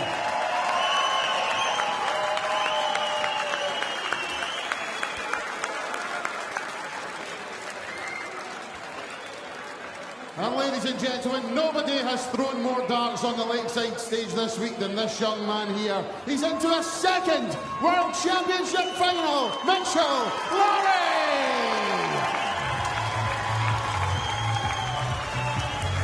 Well, the prospect is very, very real indeed. Mitchell Lawrie could become a double world champion here on the wonderful, iconic Lakeside stage. At just 15 years old, he has got the world at his feet. Here's what happened. And despite the fact Lawrie was clearly unhappy with his own performance, he still walked away with an average of just short of 92. 4 180s to boot, 9 from 23 on the doubles. If that's Mitchell Lawrie's B or C game, Scott, everyone deserves to be worried. Yeah, absolutely. And for Kaya Basil, it's kind of what could have been the 3-0 scoreline. Doesn't kind of show the way that the game went. 2 of those sets went 3-2. And he missed 4 set darts in the first set. And you have to say, had he have grabbed the set off of Mitchell Lawrie, could it have all been a little bit different? I'm unsure.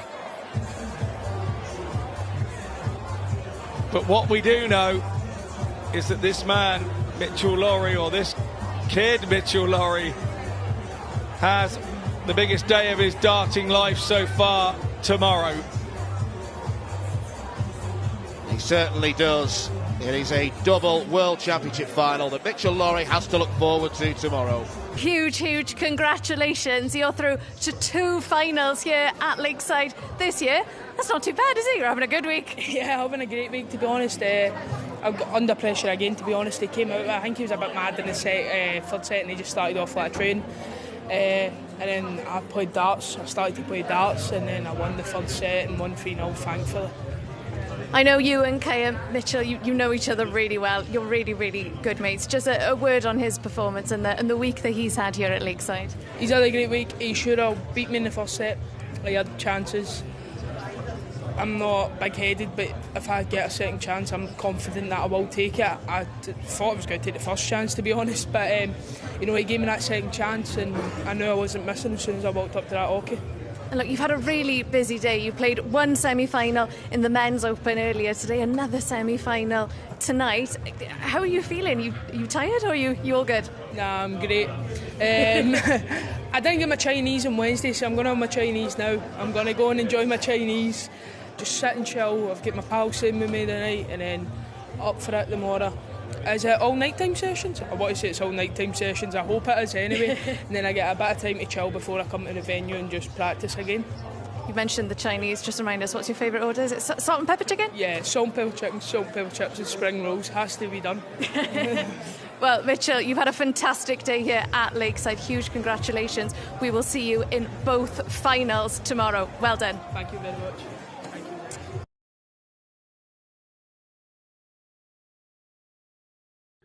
The 47th annual Winmore Fleetwood Memorial Las Vegas Open runs from 16th to 18th of January. Sign up for a chance at Open and Women's 2026 WDF World Championship spots. The Romanian Darts Festival is 23rd to 25th of January. Register by Wednesday the 23rd of January to join one of the WDF British darting festivals in historic Bucharest. The Dutch Open Darts is held from February the 5th to February the 8th. Registration is open until January the 15th. With Open and Women's 2026 WDF World Championships places up for grabs, the Dutch Open Darts is by far the largest darts party in the world and one you should not miss.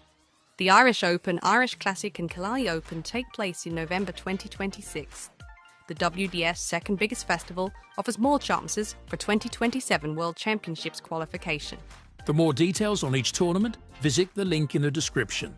Special thanks to sponsors and partners Target, Luke 1977, Master Cooler, Domberg, and broadcast partner S4C.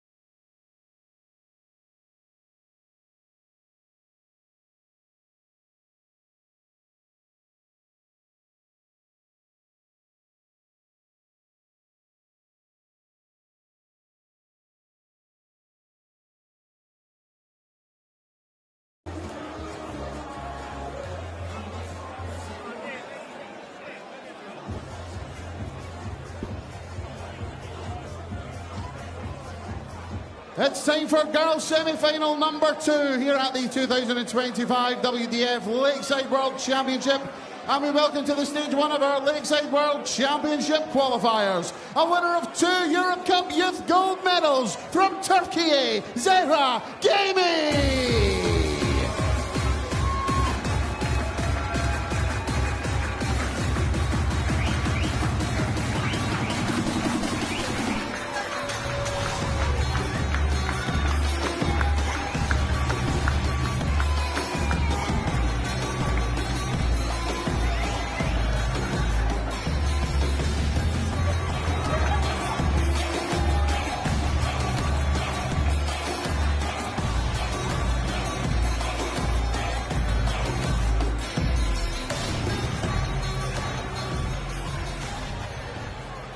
We now welcome to the stage the winner of 50 Girls World Ranking titles. She is the reigning, defending Girls Lakeside World Champion, England's Paige Pauling!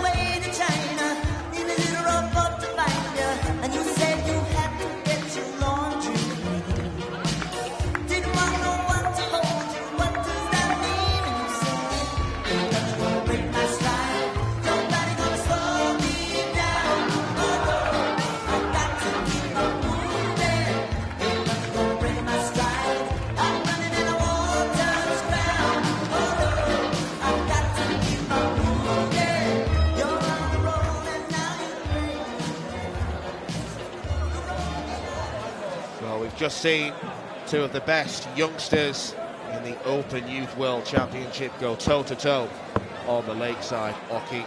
Mitchell Lorry, who's in the senior final tomorrow, who's been the star attraction this week, was a 3-0 winner against his good pal and rival, Kaya Basil. Attention now switches to the girls' tournament and the defending world champion, Paige Pauling, who's been dipping her toes in senior darts the past couple of years. Now, it didn't go to plan for her in the women's tournament after a win against Lisa Zolikova of Germany in round 1.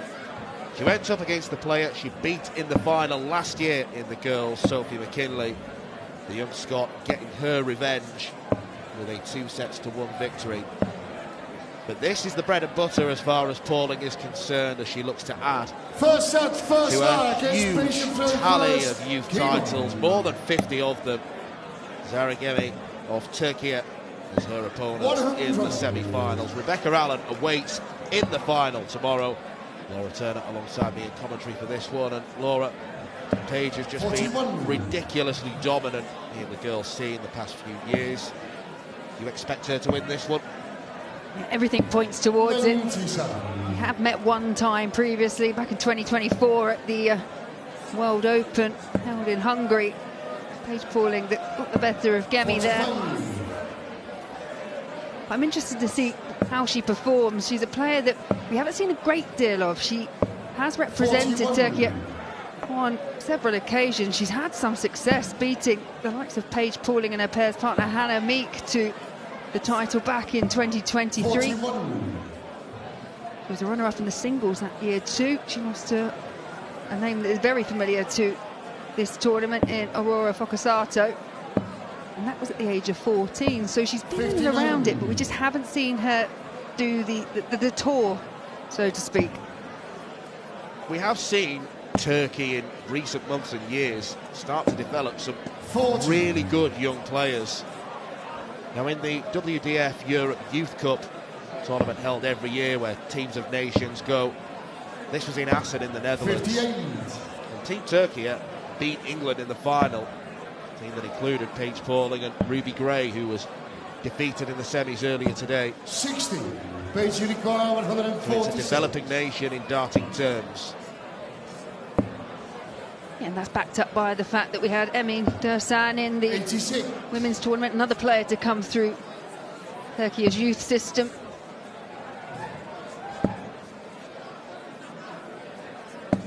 But after suffering the disappointment of losing 2-1 to Sophie McKinley, this is where her focus is. But pulling to the treble 20, a bust on the 60. Well, that was a distinct lack of focus. Shouldn't have been anywhere near the treble. 60. Paige Unicorn 60. The start will be near tops. In fact, no, it won't. 15 leaves tops. 20. Zero Unicorn 114. Not the tidiest darts from Paige Pauling.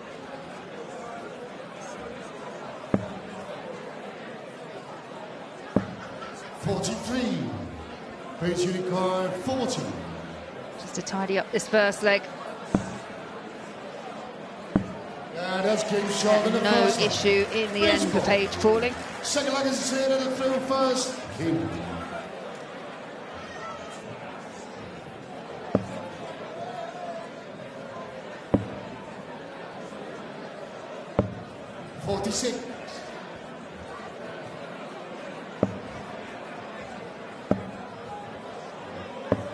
This undoubtedly would be the biggest stage that Zaragemi has played on.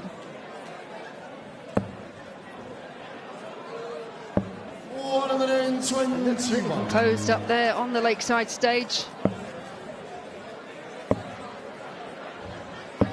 59.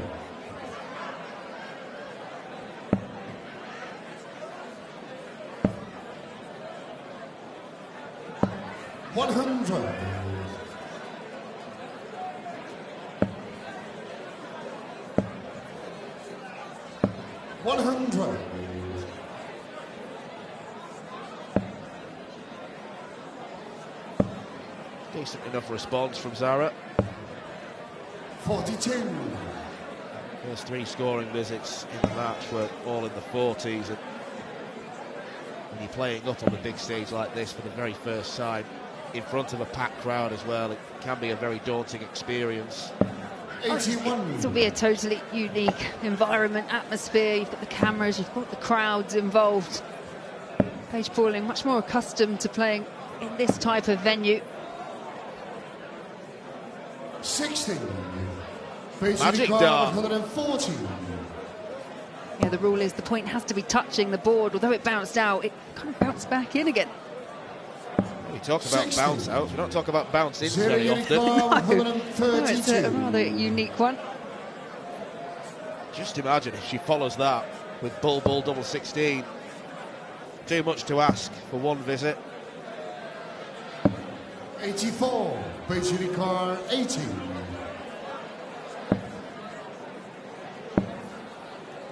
Tops the target once again. 40, Zero unit car 48. Way north of the target, so first opportunity for Kemi to have a double.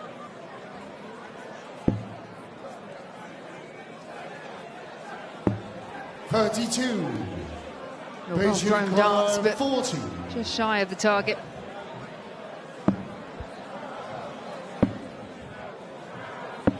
$24. Well, she was agonisingly wide. The 60. first start, agonisingly high with the second.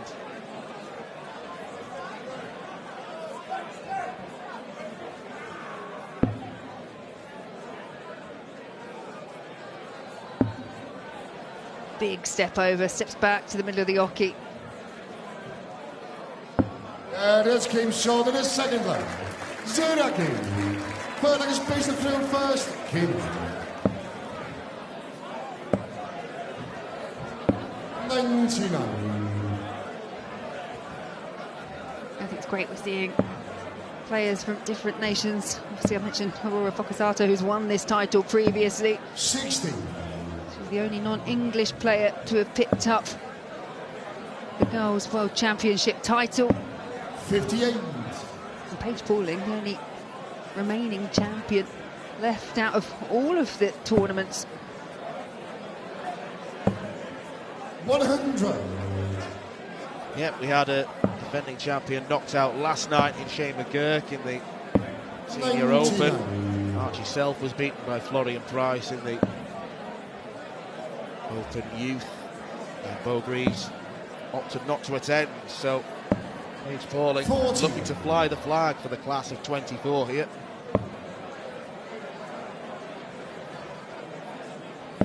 If she does make it through to the final, she'll have 41. a very familiar opponent in Rebecca Allen. They have played each other countless times over the last couple of years. Rebecca Allen getting the better of 53. Ruby Gray. 2 sets to 0.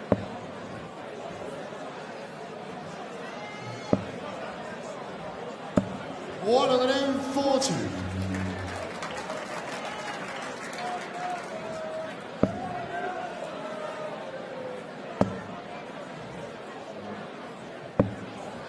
$86. Paige car 64. Quite unfortunate. Double 7 leaves a bogey. 44. Paige has left tops on every occasion in this opening set, but it hasn't quite gone to plan. It's been a bit awkward when it's got 81. down to finding a clean finish. 20. And that's came short in the third leg. Baseball. Paige Pauling Forward leg is re-establishes zero her to field lead. first. Kim. This match where she is heavy favourite to win.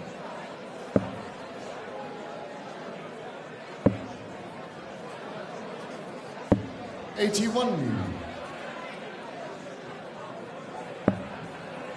Rock solid technique from Paige Pauling. Very little movement in the body. She's, by comparison to the match that we spoke about earlier with Rebecca Allen and Ruby Gray, that was played at 100 miles an hour. That was super fast. Neither of these two slow, but just slightly more methodical. I think it would be difficult to be faster than the two we saw this afternoon. 41. Yep, they treat their darts like hot potatoes, and it was Rebecca Allen who got over the winning line. 100. Very convincing fashion as well.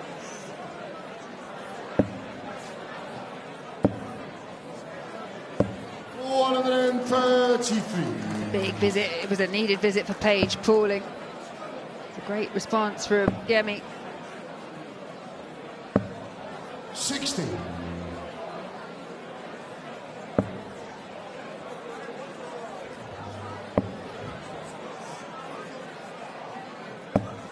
41. Zero you require 120. Exasperated look from Paige Pauling. Does move across the oki quite a lot, trying to open up the angle. It's quite an extreme movement. And by doing that, you are essentially a little bit further away from where you're used to throwing. You've got to set your alignment up differently.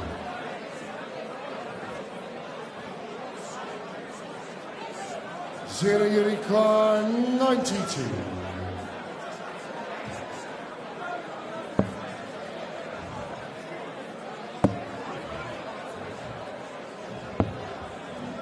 $67. Base you require 150. 150. Falling. She can shine with those big combination finishes. 134. Well, she may not have found the 150, but the setup play is exceptional from Pauling. No score. And like Paige Pauling in the very first leg, has bust the score. 60.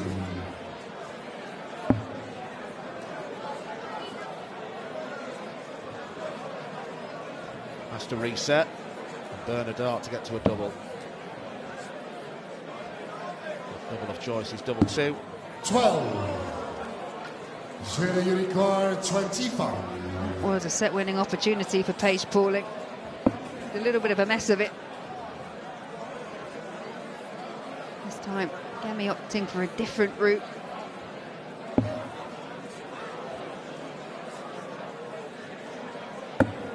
No score. Base you require 4. Back-to-back bus visits from Gemi. Does came short in the first set. Paige Pauling gets rid of the first set just about. Second set, first Wasn't leg. the cleanest that we've ever seen. Came on. That won't matter to her. First to 2 sets, no breaks here. So you can say she's halfway to victory. 43.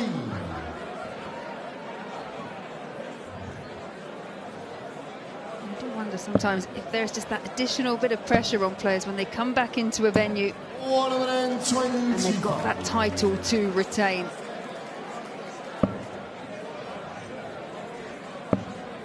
Paige Pauling at 17 years will have to make that full transition soon into the seniors side.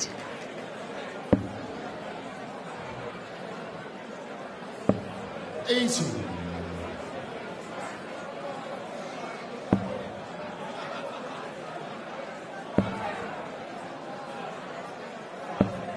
$22.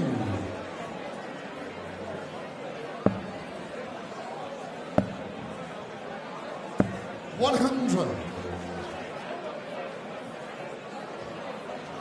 Quick glance over to the scoreboard for Paige Pauling. 43.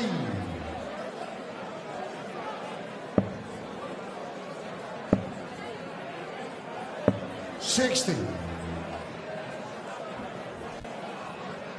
It's the girls' #1 seed once again, first down to a finish. 60. Base Unicorn 136.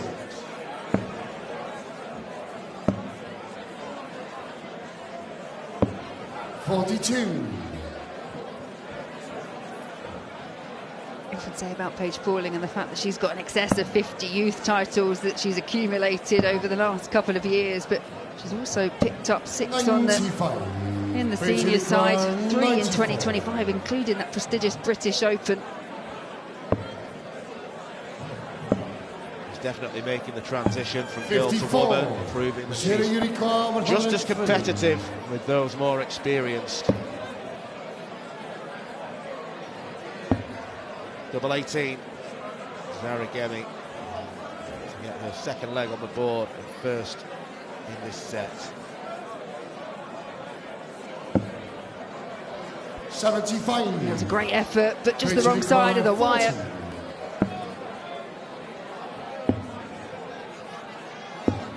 20. Zero Unicorn 28. She's so quick to approach the hockey. You do wonder if at times she doesn't give herself enough of an opportunity to be composed. This game short in the first line. Again, punishes, second hits line the is double space 14. throwing first. If you watch the approach, I think it's almost part of the process and part of the throw, because as she steps forward, the arm goes down and comes back up as she's walking towards it. So I do understand what you're saying. It is sometimes she's very quick to follow her opponent.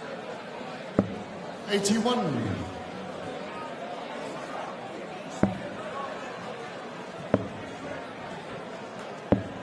$40.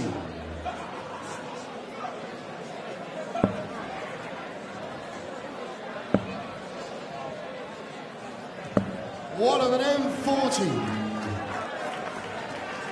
Big two treble visit for Aragemi. 100.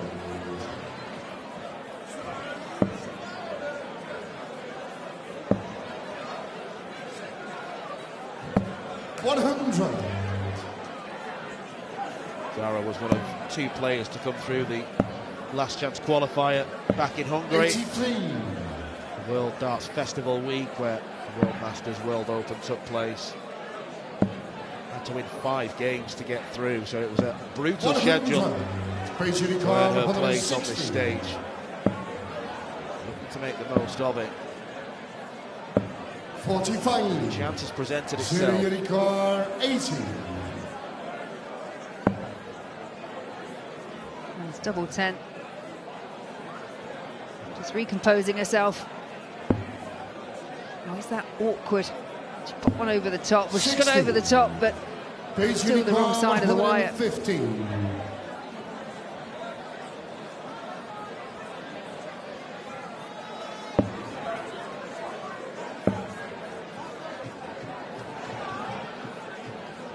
Just proving a little bit difficult here for Paige Pauling. 20.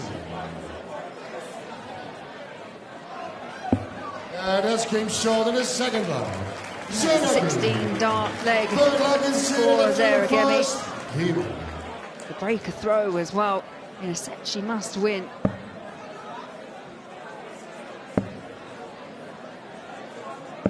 As I mentioned before, you just look at what she's done in the things like the Youth Europe Cup, and you know that she is a player that obviously can compete. It's just, you never know what players are going to quite do when they're here on debut. The fact that she hasn't done many WDF events, I'm not quite sure what to expect, but it's been a solid performance so far. 137.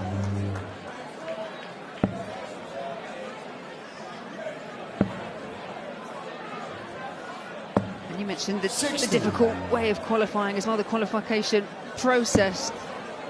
Well, that qualifier was held at the same time as tournaments like the World Masters. It was the World Youth Open as well, but Gemi opted not to play in either of those this year. She has played in it back in 24 and came over specifically for this qualifier. 140. I mean, that in itself must be added pressure if you're going all the way to Hungary for just one qualifier. Yeah, all the added expense, all the time, and especially if you win so many games and you were to lose in the final round. I feel like a real punch in the gut. So Gemi did exceptionally well.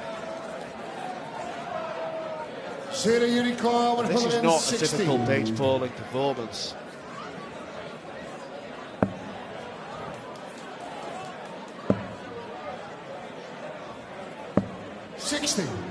You feel that she needs something big. The 167 may have just sparked her into life. 60. And you mentioned the qualifiers, because even if you got through to the final, there's no prize money. The prize is a place in the World Championships.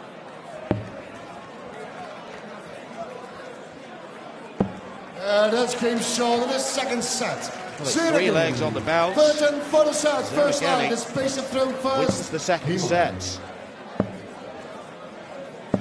140. Yeah, wins the second set and denies Paige Pauling a chance at a double in 2 of those legs. 60.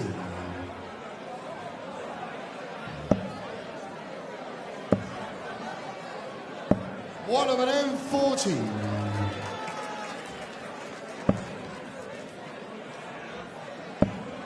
This is proving a real test for Paige. She's bounced back with back-to-back 140s. 25.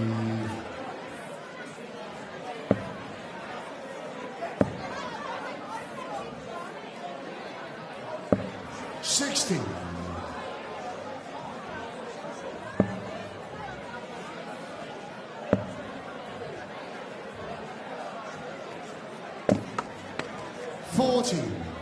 Paige, you require 161. Unfortunate bounce out for Saragemi.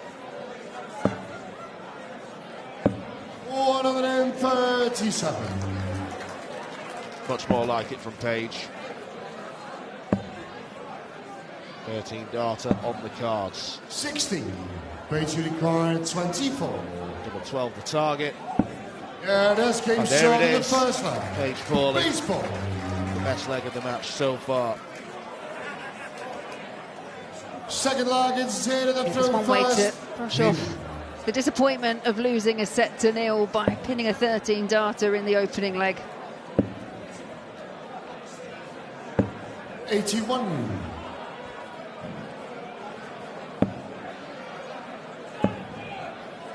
Saragemi just indicating there maybe she's just feeling a little bit hot up on the stage. There are a lot of lights, and I think if it's something you're not quite used to, it can be a shock to the system.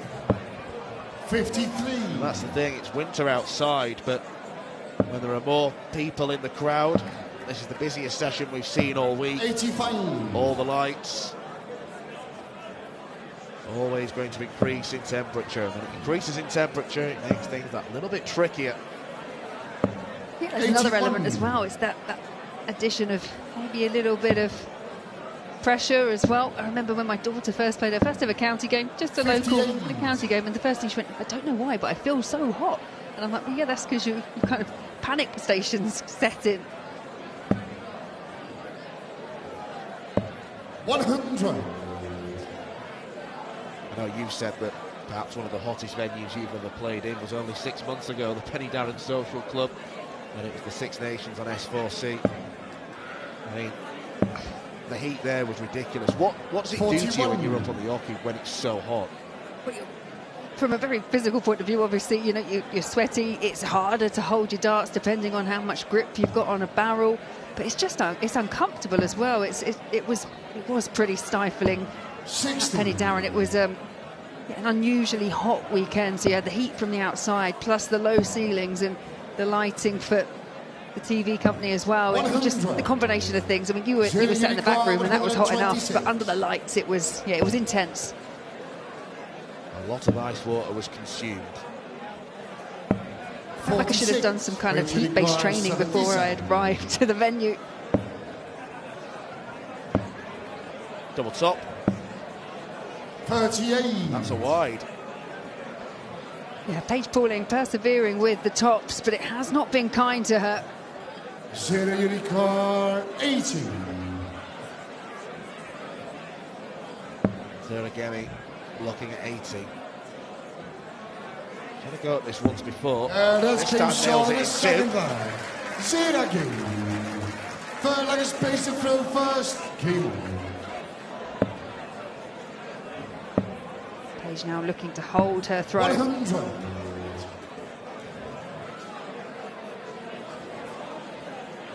Absolutely nothing to split these two. A lot of people thought this is a game that Paige would potentially breeze by. 121.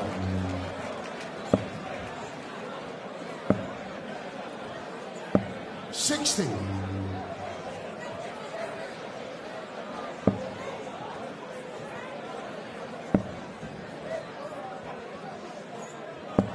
81.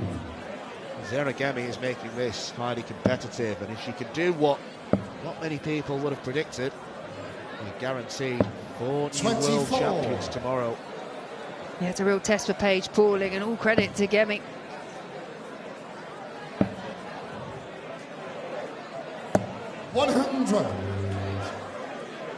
The tentative first set from the girl from Turkey. She's really bounced back since then.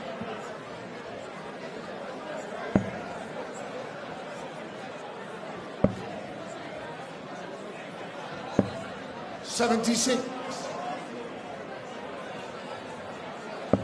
Despite a few erratic darts from Gemi, what she's doing quite well now is finding at least one treble a visit, and you saw a rather uncharacteristic fist pump from Paige Pauling after that 140. She knows she's up against it. Bullseye for Gemi. 98. Basically, That would have thrown the cat amongst the pigeons. Paige would have been desperate for a go at the bullseye. Now Zera needs to be careful. Zera Uricard 25. She's bust this 25 before. Went 17s last time. I think she's looking up, which is sensible. Less chance of busting. Oh, don't think about it too much. Obvious nerves.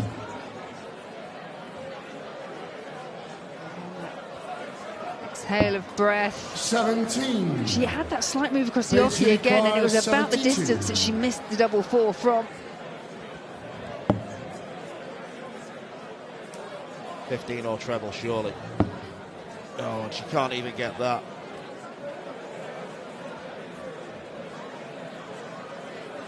Here's Paige Pauling watching her title defence crumble. 26.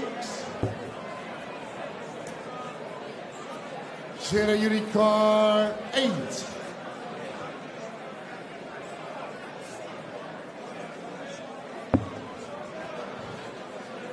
Double two.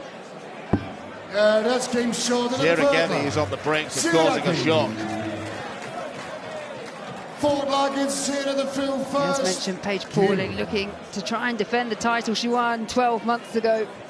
Zera Gemi really is bringing her A game, and she's straight back in the treble 20. It's been a really confident but controlled performance. 140.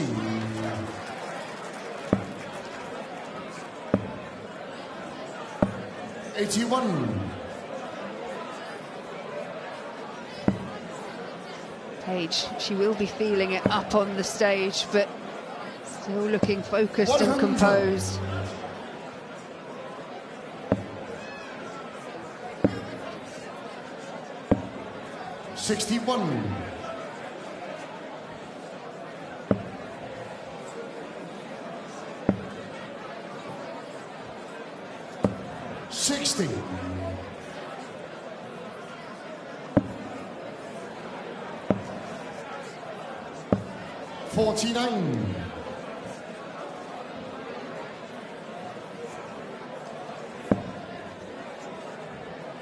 We can put some real distance here between herself and Paige Pauling. 92. As a player, you're on the back foot like Paige's, and you see the first two go awry, and then they find a big treble with the last. It hurts even more. 41. Zera Uricard 109. 3 darts away from a place in the World Championship final. Double 16.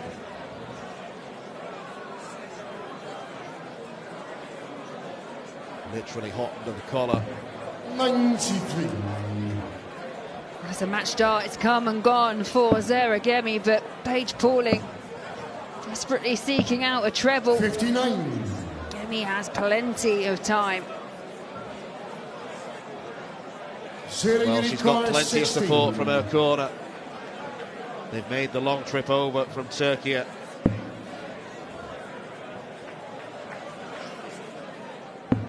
the trip was well worth it.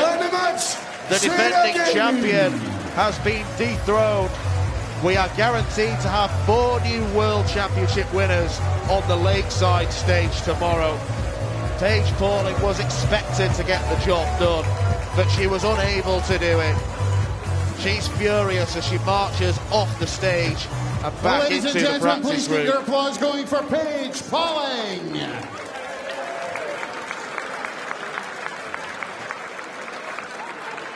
And into the Girls' World Championship Final, Zera Gemi!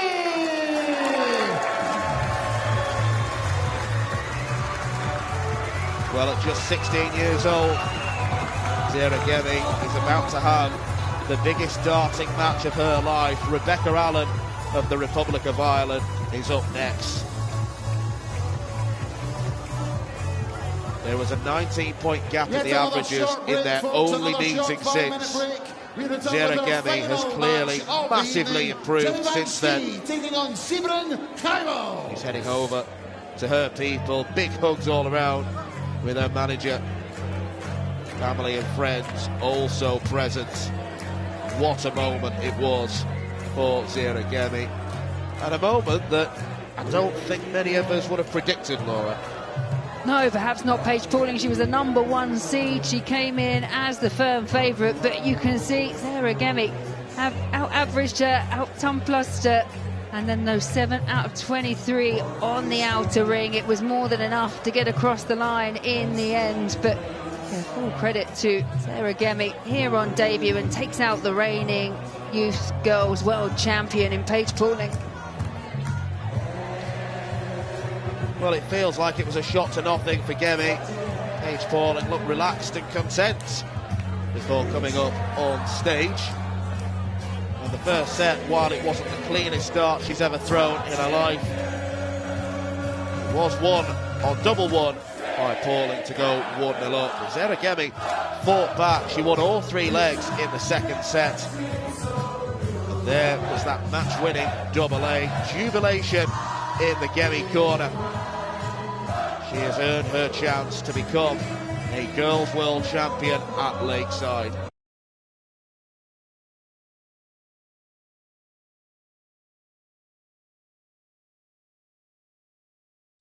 The 47th annual Winmore Fleetwood Memorial Las Vegas Open runs from 16th through 18th of January. Sign up for a chance at Open and Women's 2026 WDF World Championship spots. The Romanian Darts Festival is 23rd to 25th of January. Register by Wednesday the 23rd of January to join one of the WDF British darting festivals in historic Bucharest. The Dutch Open Darts is held from February the 5th to February the 8th. Registration is open until January the 15th. With Open and Women's 2026 WDF World Championships places up for grabs, the Dutch Open Darts is by far the largest darts party in the world, and one you should not miss. The Irish Open, Irish Classic and Killarney Open take place in November 2026. The WDF's second biggest festival offers more chances for 2027 World Championships qualification. For more details on each tournament, visit the link in the description. Special thanks to sponsors and partners Target, Luke 1977, Master Cooler, Domberg, and broadcast partner S4C.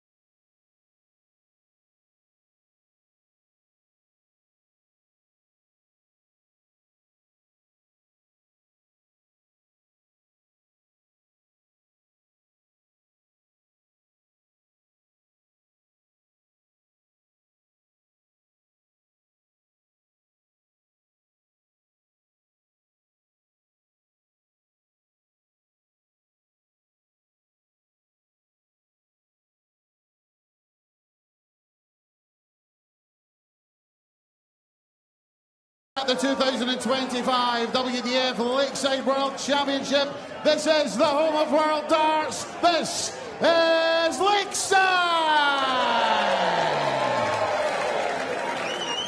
We welcome to the stage, first of all, the former Lakita Lake Darts Masters and Budapest Classic champion from Belgium, Sybren Gijbel!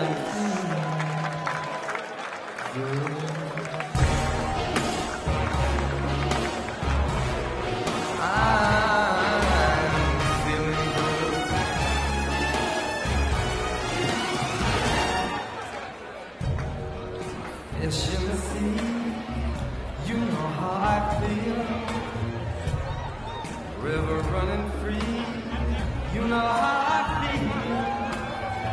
Blossom on a tree, you know how I feel. It's a new dawn, it's a new day, it's a new life for me. And I'm feeling good.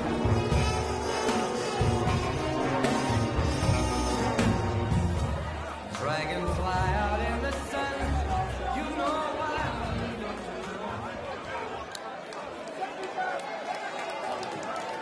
We now welcome to the stage this year's Antwerp Open, Belfry Open and Belgium Open champion, the reigning WDF World Masters champion, the #1 seed from the Netherlands, Jimmy van Schie!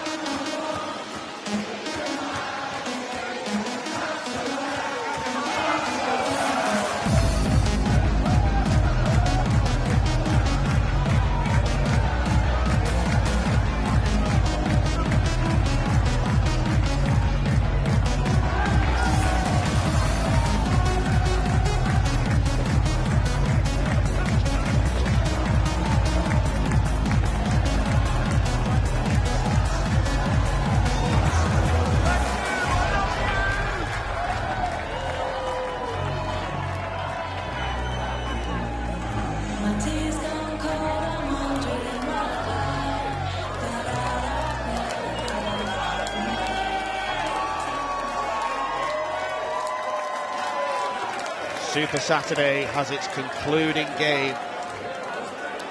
All semi-finals will be complete after this Benelux derby between the #1 seed, the World Masters champion, the big Dutch Sequoia, Jimmy van Schie, against a man who has taken advantage of every opportunity that has come his way this week in Belgium's Sybren Gijbel.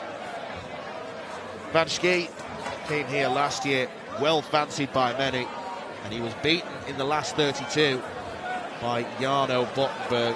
It was a real disappointing result for him, but he's gone away, he's improved himself, he's continued to win titles. This time he's here as the #1 man, and he has played like a #1 man, particularly yesterday against the defending champion Shane McGurk, a match he won by 4 sets to 1. It probably flattered Van Schie, the scoreline, because McGurk was excellent, didn't do an awful lot wrong. But that's darts. Van Schie timed his opportunities to perfection. And he goes off as the hot favourite to beat the Belgian Gijbels, who, when the draw was conducted in early November, wasn't anywhere to be seen. He didn't qualify. He was the first player outside the world rankings not to be at Lakeside this year. But Boris Krčmar, who double-booked himself essentially with this and a soft-tip tournament in Japan, opted to withdraw. Gijbels received the call, and he has not looked back since. He's won 4 matches at Lakeside this year against Kevin Luke, Marcus Meyer, Benjamin Pratnama and James Beaton. But Scott Mitchell, Van Schie is a level above those, and Gijbels will probably have to have the game of his life to win here. Yeah, and I think you look at the tournament average, and 43. Jimmy's running around a 95.32, which is like a great tournament average, and Siren 60. running an 84.61, so he's 11 points behind in the tournament average. But that doesn't mean to say that he can't step it up. What tends to happen is you have to play players who are averaging higher, you tend to go with them, you tend to follow it. And so I'm sure there's another 10 points on that average 42. for Hybels if he gets pushed.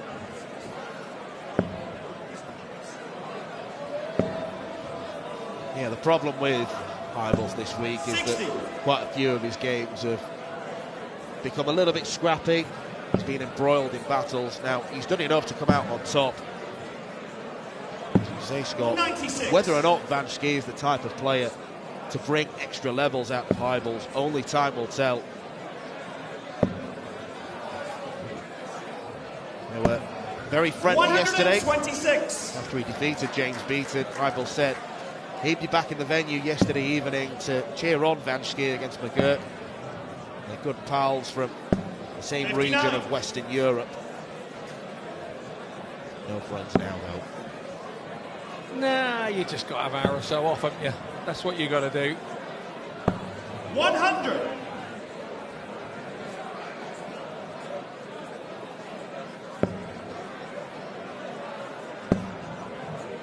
One thing that is very noticeable about Hybels 100. is how committed he is to Jimmy practicing. requires Every 76. time you walk through the practice room, he is on a board.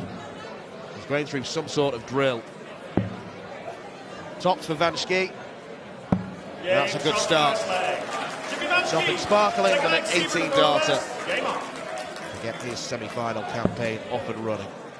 I'm a firm believer that you can over-practice on weeks like this, because 45. what tends to happen is you start doing things that you don't usually do.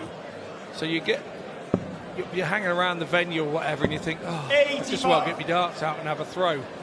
And before you know it, you're practicing 3 or 4 hours a day, when if you were at home, you wouldn't have ever practiced that way. So that could, for me, I was always worried about it undoing my feng shui a little bit and not being the 57. norm. So I tried to keep things the norm. Other players back in my day would go down to the local working men's club in Frimley. Scott Waits and Glenn 100. Durrant and the likes of those would always do that type of thing to just get away from the venue and get away from the hype of what was going on here and have some sort of normality, I suppose, in their life, or in their darting week. But Hybels comes up with our first 180, this semi-final. 99. It is Mitchell Lorry who awaits the winner of this tie. So essentially, they're playing for the right to be the role of spoiler tomorrow. 43.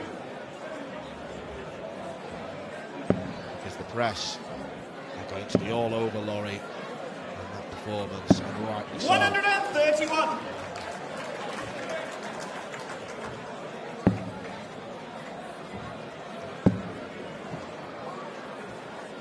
136. Jimmy, you require 86. What a brilliant visit from Hybels there to leave.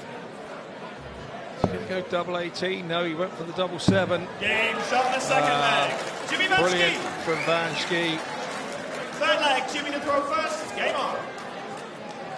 And that's the brutality of this sport. Hybels hit a 180. He hit a clever 136 approach 100. shot to leave tops. He doesn't get a go. Ruthless from Van Schie. Yeah, but experience will tell you that he won the 57. bull-up, so he would have 3 starts in this. Hybels does have the advantage of, like you say, Jimmy being such a hot favourite, that he's not 140. given a chance. And so to kind of come under the radar and not have any pressure, the only pressure that you're putting on is what you put on yourself. 85. It's probably a nice situation to be within. 85.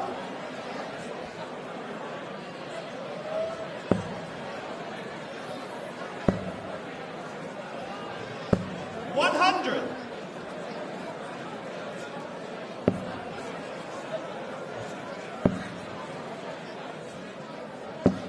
80. Bit of a dart on dart out there from Jimmy Van Schie, where the 2 darts in the board stopped the forward propulsion of the third, and yes, it hit the board, but it just didn't hold on. 96. Hybels a little disappointed with that visit. Van Schie can go over the top of that dart.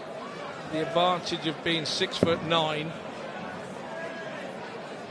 Didn't quite work in his favour this time, so he'll just go and hit smack bang centre of the 16 and set it up for tops. Hybels will now go and try and hit a 180, I would have thought. Just fill it up, son. 140. That's it. Jimmy, you require Try and 40. pressure the 40 of Van Schie.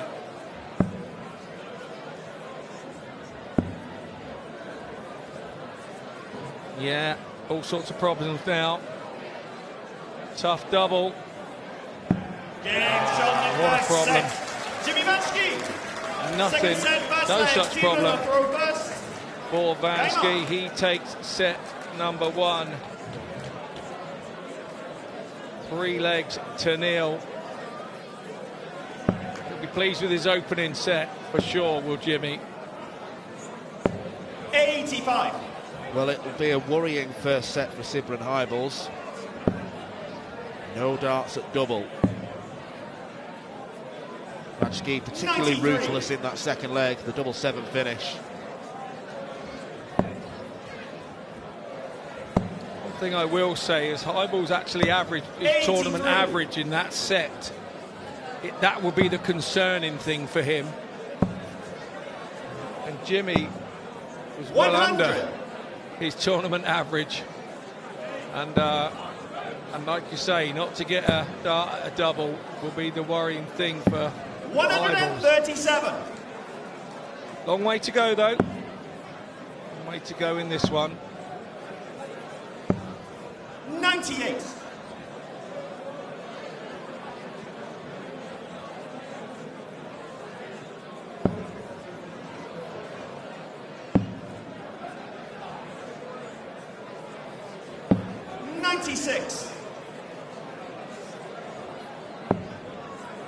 If Boris is sat wherever he's sat watching, what would he be thinking of the man that's taken his position, being here in the semi-finals? What would he be thinking?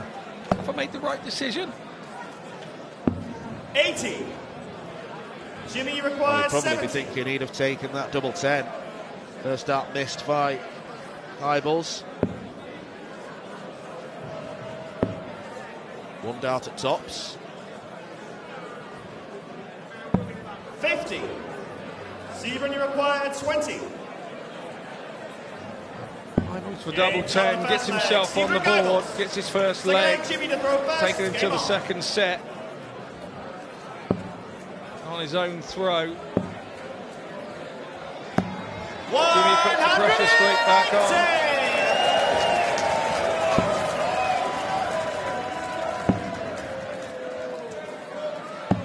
96.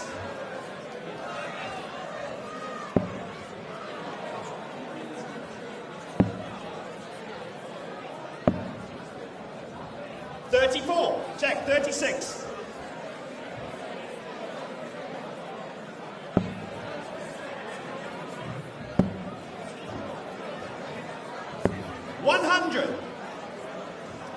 So I have some stats that a nice little stat that I have to look at. The opponent average against 97. you for the week, which is a really nice one. And Jimmy's opponents have averaged 89 against him. Sybren has 57. Opponents have been averaging 82 against him. I said at the start of this match that you can only play with what 95 against what people are throwing at you. I think that probably proves our theory right, those two averages. 29. Jimmy, you require 93. Yeah, definitely take the point. Some people would look at Hybels' run and think, oh, you got a bit fortunate. What do you expect him to do? Change the draw to make it more difficult? 45. Not going to happen. And he still had to face the number 4 seed, James Beaton, in the last round. Beat him 4-1. 171. Jimmy, you require 48. target for both players. Jimmy never went with that. He nearly overbalanced a little. In comes the little side strip off the side of the oche. 32. So that the players know that they're not toe creeping over the line and breaking the rules. Game shot the second leg. Sebring Geibels. Geibels here Third leg, Sebring goes into a quick 2-0 lead with a breaker throw from Jimmy Van Schie. Is now throwing for set 2.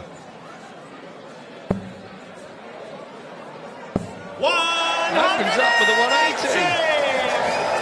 Second of the match. 100. There's no reason why Sebring Geibels shouldn't be feeling confident. He's been free rolling this week. 140. He went 5 into a 9 and we were getting a little bit excited.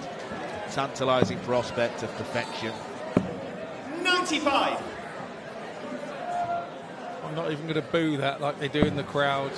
That would have been childish of me. Very childish. So I didn't boo 60. it.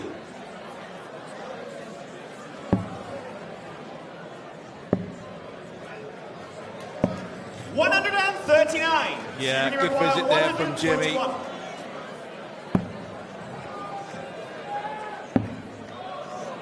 He's going for it. Yeah, and he gets it. Set. First time pass shot of the match. And it goes to Sebring Geibels, and it goes in the form of taking set number 2. What a set from him. So first set was 3-zip to Jimmy Van Schie. Second set, 3-zip to Sebring Geibels. 92 the average as well. Once again, proving our theory correct, Dan.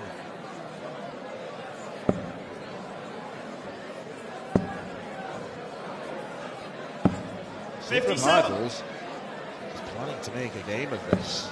At least they do have one previous meeting in the head-to-head stat book.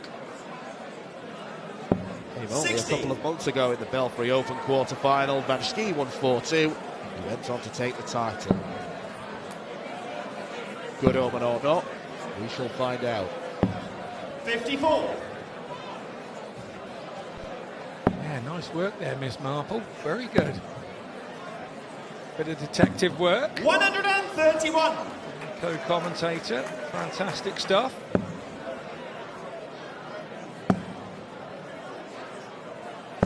$100.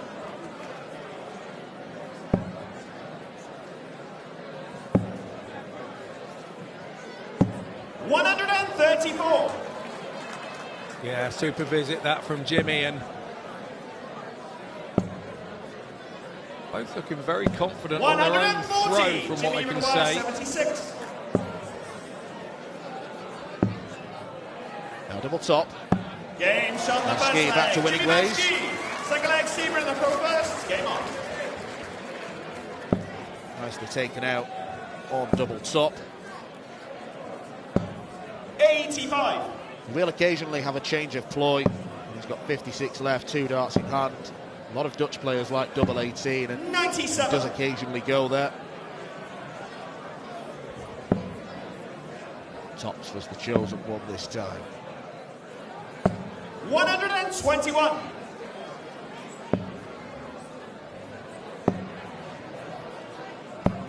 $140.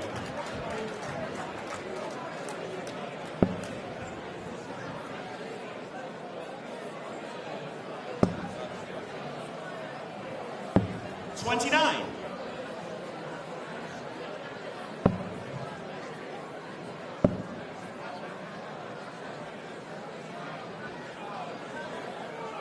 $140.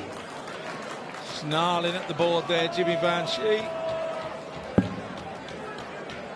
To break.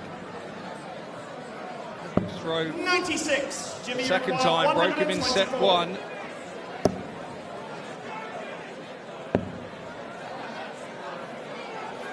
I think you can see from the raised eyebrows there. 44. Van Schie Sebring, you require wasn't impressed with his own 170. second dart.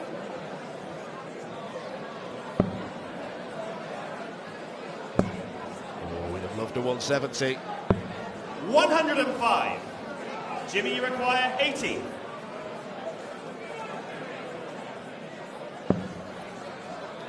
Has to be 25 and bull. How often do you see that? When a player is desperate for the green bit, they find themselves too accurate, and to add insult to injury, big number 9 is missed. A real mess for Van Schie. Leg he had in the palm of his hands. 45. He will come back. Yeah, my dear friend Bobby George says you shouldn't go for the 25 because you tend to go for the ball when you're going for a 25, so there's always an element of error available. Van Schie tidies up. Double Game 4. shot in the second leg. Just knew it was Jimmy coming. Van Schie. Third leg, Jimmy to throw first. He's got a rather entertaining collection of facial expressions, as Van Schie, hasn't he? He has. 100. He looked like a donkey with toothache at times, can't he? Or he looked like a supermodel doing 60. a ode to toilette sort of advert. 95. Very pretty fella is our Jimmy Van Schie.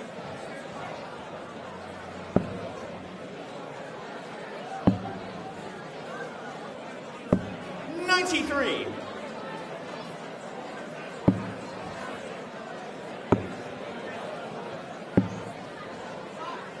101.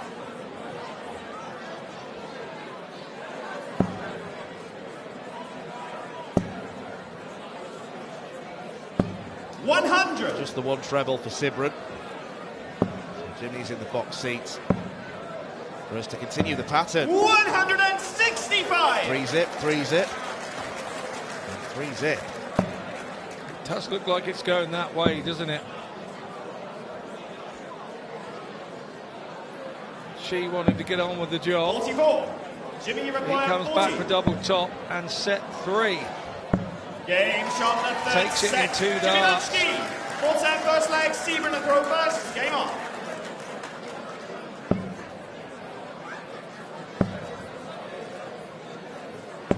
$85.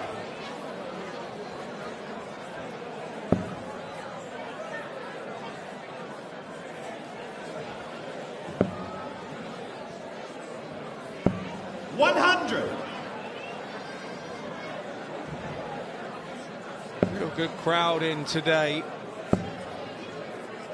It'll pretty much all day since 100. Dart 1, hasn't it, today? This weekend is always popular here, and just a few tickets left 95. for tomorrow. Nearly all the seats gone for tomorrow as well. You can see the crowd there glued to the action. Yeah, it looked like standing room only for that fella. 96.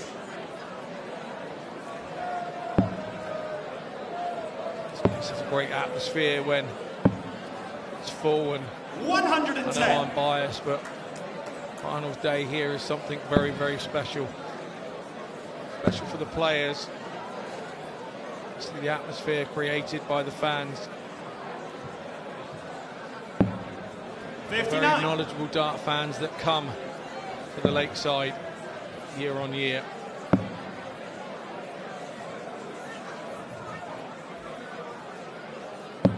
$96. Sebring, you require 161.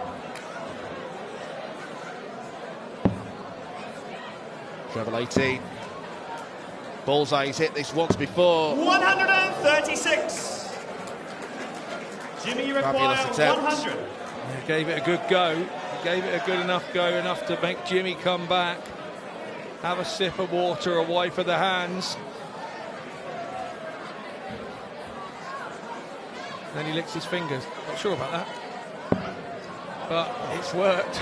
I don't know what the Dutch saying is for defeating the objects. 60. Sebring, you require 25.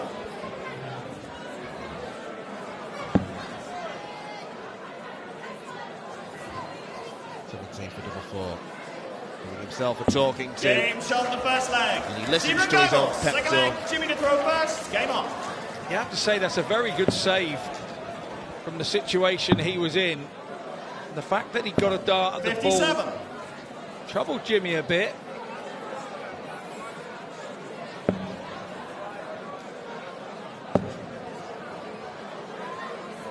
$140.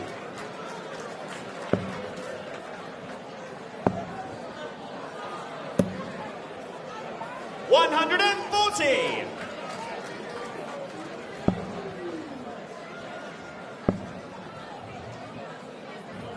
$60.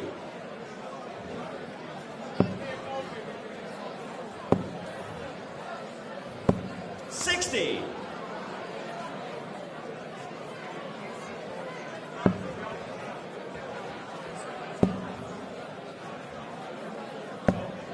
$140. Gets that first start right, Highballs. There's our averages.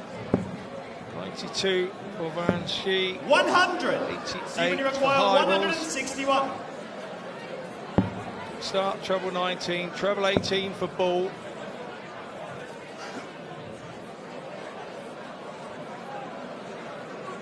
.86 left, so could go Ball for 36, or he could go 54 for 32. He's kind of lost himself here a little bit. Ask the ref, Simon, ask the ref. Well, I think the dart in the 18 segment is such a blocker. He wants to go there, but decided to 83. think better of it. Jimmy, you require He's going 48 144. for 38 there. Funny what you do when you're panicking. Another one of those, and it looks double 18, 144. 108. Goes a begging. Now we saw See when you require Eyeballs do 78. this to Jimmy and unsettle him in the last leg. Has that unsettled 13 for tops. 38. Something we've started to see that 78 Jimmy, on the require bullseye. 36. This championship.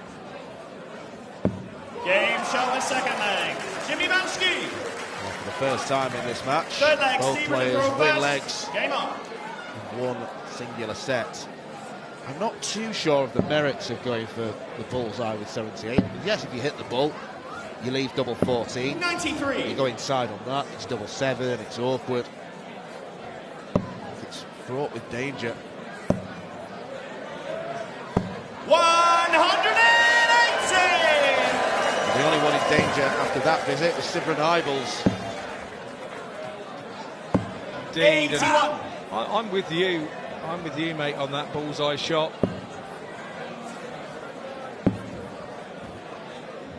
A German player, 57. Michael Unterbuckner, used to go bullseye for 84. Because he said if he hits a 25, then it leaves 59 and it's a 19 for a 85. double, rather than going 20, an easy 20, an easy 14, and having a go at the ball, and the double's bigger. Now that makes more sense. Yeah, but when he did it against me and we were 3-3, he actually hit the bullseye and left 180. double 17, which he then hit for the second dart. And I was on my way home with me bus fare home. 98. Jimmy, you require 84. Double 12. Oh dear. No, it's definitely not in double 12, Jimmy. On closer inspection, it's still miles away. 72. See when you require 144. 144. Tried a different way. Van Schie earlier. 44. Jimmy, you require 12. Game shot the third leg. Jimmy Van Schie. Despite the poor Fourth leg, dart Jimmy to throw first. at double Game on. 12, double 6 rescues Van Schie. Now he's in the box seat to take the fourth set, going into the break. 180.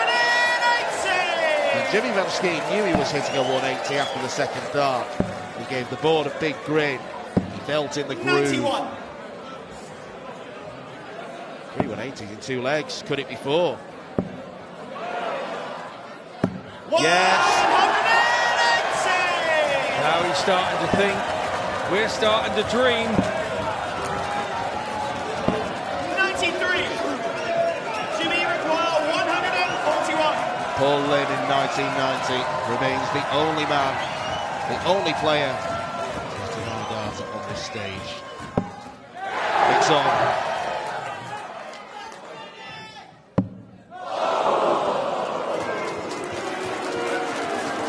Everyone wanted it. I'm sure even Highballs wouldn't have begrudged Jimmy hitting the perfect 9-dart leg. 121. It's a top quality setup, and it rightly gets the high five sportingly from Highballs. Yeah, that's great stuff. The fact for me is that Jimmy actually feels he's playing well enough for that 24. to go. And that's a sign of where he is and where his game Jimmy is at this particular 20. moment in time.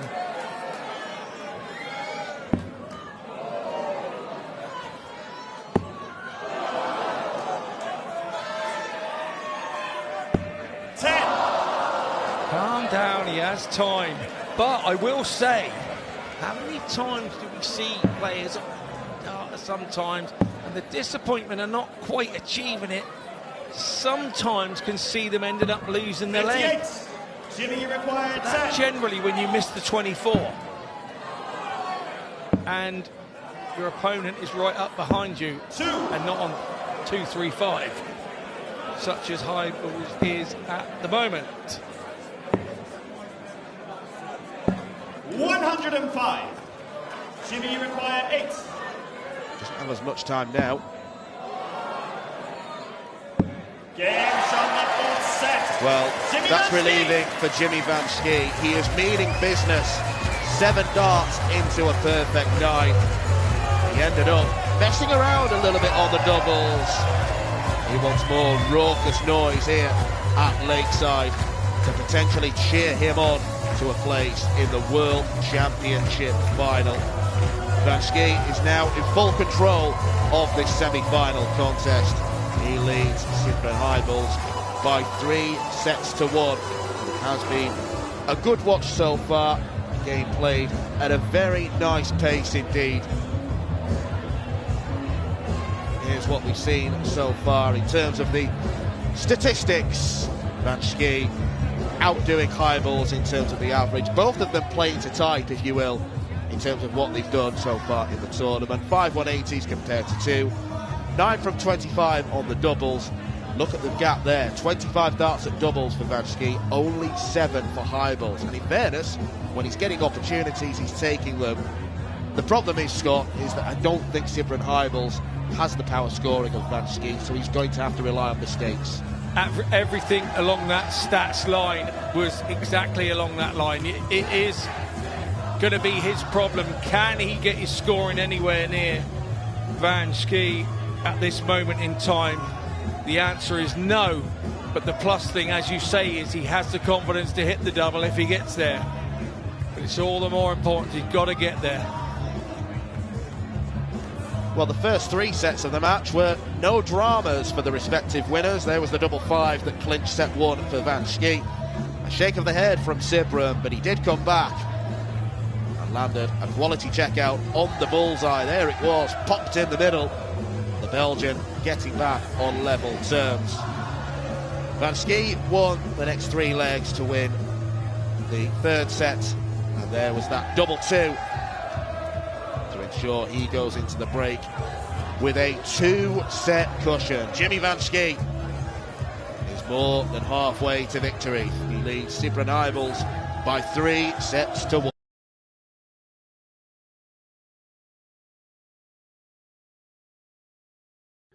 The 47th annual Winmore Fleetwood Memorial Las Vegas Open runs from 16th to 18th of January. Sign up for a chance at Open and Women's 2026 WDF World Championship spots.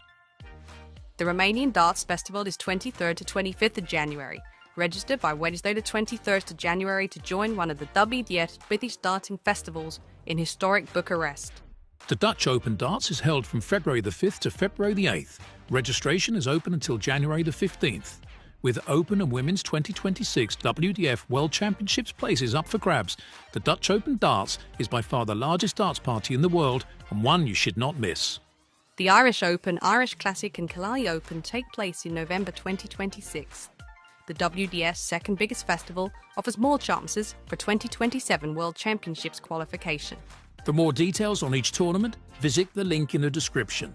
Special thanks to sponsors and partners Target, Luke 1977, Master Cooler, Domberg, and broadcast partner S4C.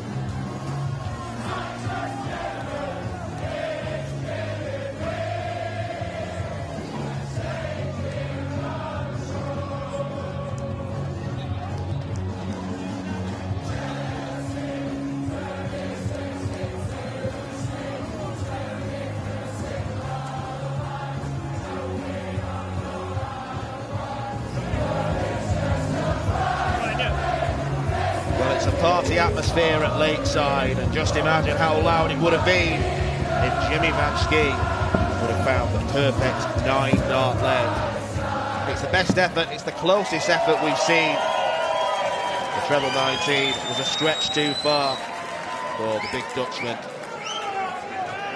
Did miss quite a few darts at double, but eventually the double two secured that fourth set for him to lead 3-1, and it was a set of a man who's playing near the top of his game, the set of a number one seed. Legs won in 16, 13, and 17 darts. Sidlin Hybels now has a comeback to make. Van Schie needs just the two more sets. 140! It's as if the break never happened. A strong two-treble visit to kick off set number 5. 81. Yeah, I know Hybels has been against the darts, but you have to say 54. 4 legs to Jimmy's 9, and that's the concerning thing. You've got to be winning legs to be winning sets. 42. The main thing is the fact that he's only won 4 and Jimmy's won 9. You kind of draw a line in the sand for the next set and you go again. So if we were playing normal leg play here, he would be in all sorts of trouble at 9-4 down. Jimmy require 167. 3-1 down is bad enough, but with set play, he's got a chance to get back in it. 83.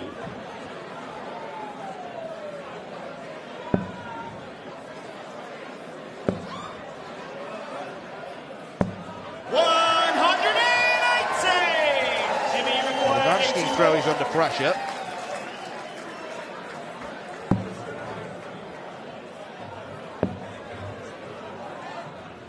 Did he just wink at the bullseye? 47. Jimmy require 58. I'm not really sure, he did something.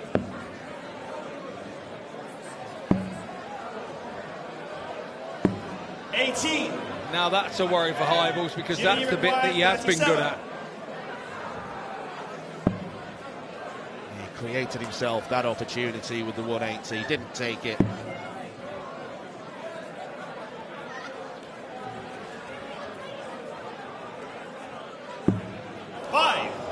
opportunities are forthcoming. Seaman, you require 40.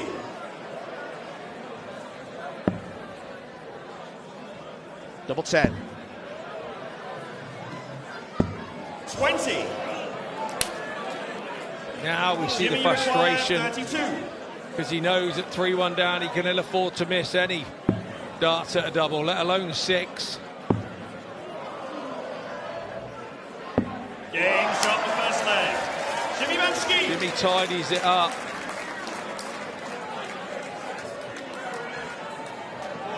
That was an awful scrappy leg. Seaman to throw first. Game on. To be losing, it's a big opportunity for Hybels to break. This darts 57. there.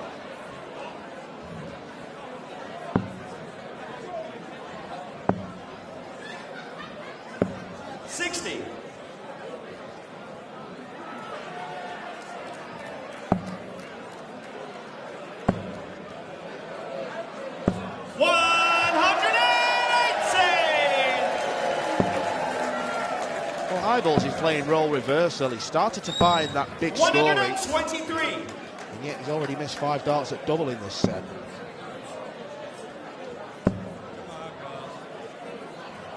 Valid point. 15. Valid point indeed.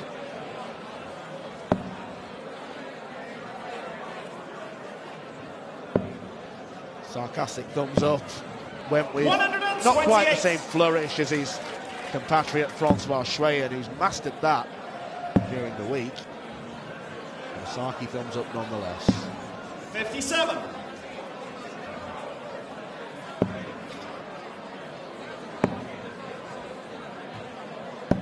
60.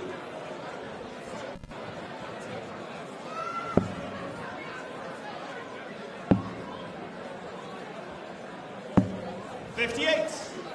Jimmy, you require 130.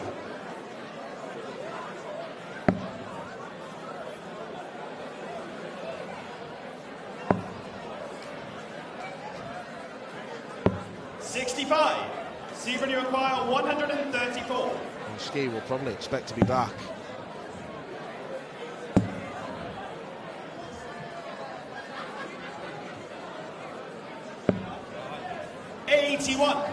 Jimmy, you require 65.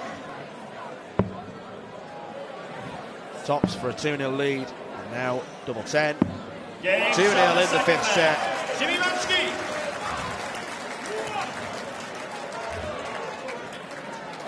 This might be slipping away from Sivran Hybels. Third leg, Jimmy to throw first. An alternative player in the draw, someone who didn't qualify, someone who has taken advantage of so much this week. 100. Maybe he's pushing his luck too much. What you've got to remember is there are ranking points available for this competition, and it's a semi-final. 100. These will do him quite nicely for the new season ranking to get back here next year. 180. Well, Sivran Hybels is one of those players that tends to do a lot of travelling for the WDF Tour, playing the smaller tournaments around Belgium, Netherlands, and further afield in Europe. So he tends to accumulate points little by little rather than doing really well in the bigger events. So definitely take the point, Scott. This is invaluable for his next 12 months. 140. Jimmy, Like I say, he looks to have a few sponsors on his shirt.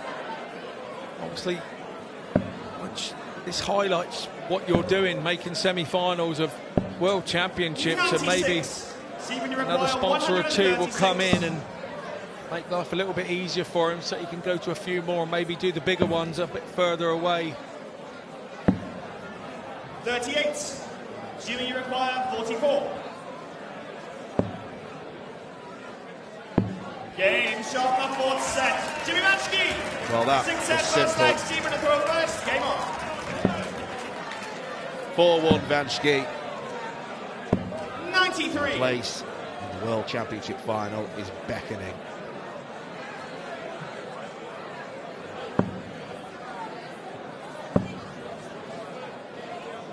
$140.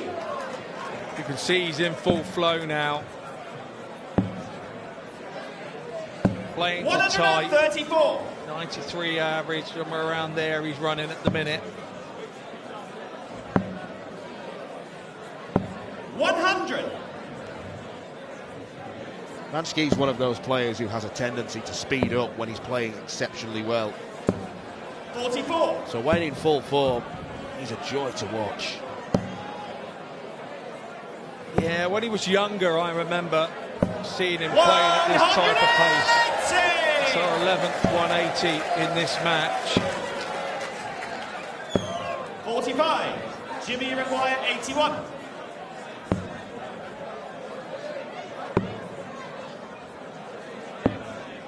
49. Really is on autopilot now, isn't he? 123.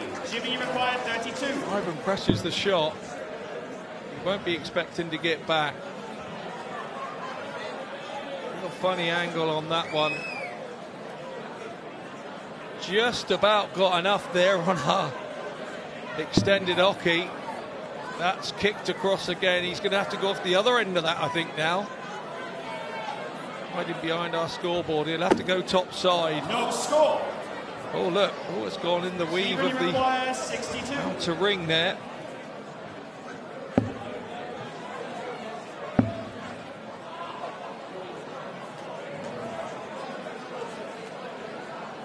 I think he was going treble 14 for double 10.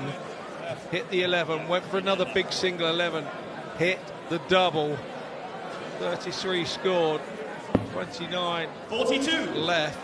He gets over to the double 10 where he wanted to be in the first place, but it looks like it's going to be all too late.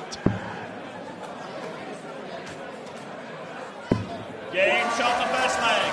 Jimmy Vanski. Too late Second leg, it was. Jimmy to throw first. Game on.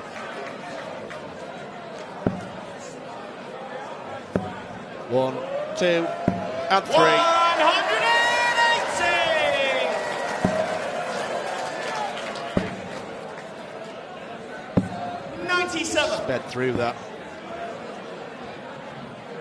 You really can see the finishing line now here, can't he? 60. Can dare to dream. Still wouldn't be thinking of it just yet. 80. At this point, he has to be thinking, I'm almost there. I'm almost in the final. 140. It will be absolute a miracle if 44. Divals can Jimmy get back from here. He's 121. going to have to find something. In truth, he looks like a beaten man. 65.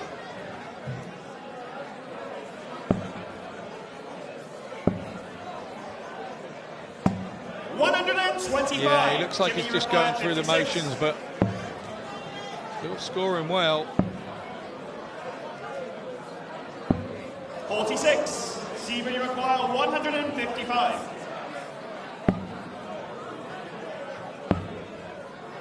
Well, he went looking treble 15 for the ball. 95. Jimmy, you require It's almost as if he 10. wants a parting gift to give to the Lakeside crowd. Game shot the second leg. I think you're right. Jimmy Vanski, third leg Seaver to throw first. No matter what happens, for me, this could be a turning point in his darting life. It's Ivan Highballs. 100. And I don't think for 1 minute he's ever going to regret 100. coming here and taking that last minute spot. He has absolutely more or less exuberated everything out of that free 140. chance and free roll that he's had.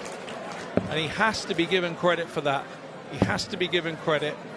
And he also has to see, 96. after today, he'll see that he's done a good job. He certainly has. And it's no disgrace to 140. lose to a player of Jimmy Vanski's calibre. Throughout the match, it feels like he's just been a dart ahead. Yeah, and it's the number 1 seed in the tournament, for goodness sake. 121. Treble 13. Double 16. 105. Zebra require 164. One dart for the final missed. Well, that would have been the mother of all twists in the tail. High balls hit 164. Jimmy requires 16. Vanski knows what he needs to do. He wants the help of 1,000 punters to send him to the Lakeside final. Game shot. And Jimmy Vanski has made it all the way to the final. The #1 seed who arrived to this competition with so much expectation placed on his shoulders has done the business. There is still one more match to come, and what a tantalising game it is against Weesox of Scotland. But Vanski has the #1 next to his name, and he wants the trophy in his hands tomorrow.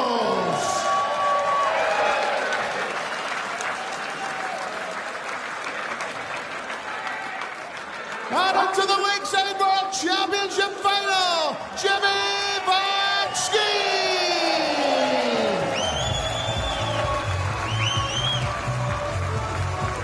Well, Sibrin Highballs deserves so much credit for his performances throughout the course of the week.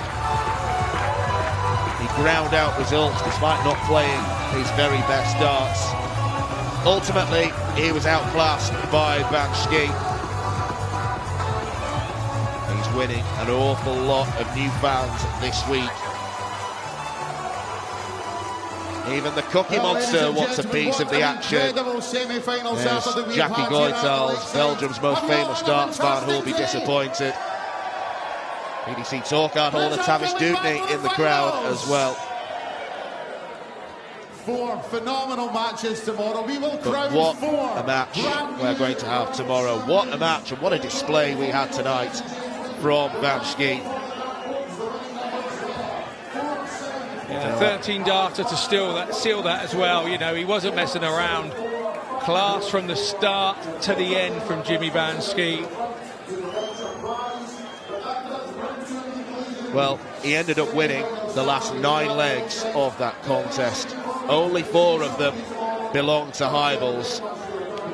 As you can see, a pure chasm. 43 darts at double for Vanski, more than 3 times the number Highballs had.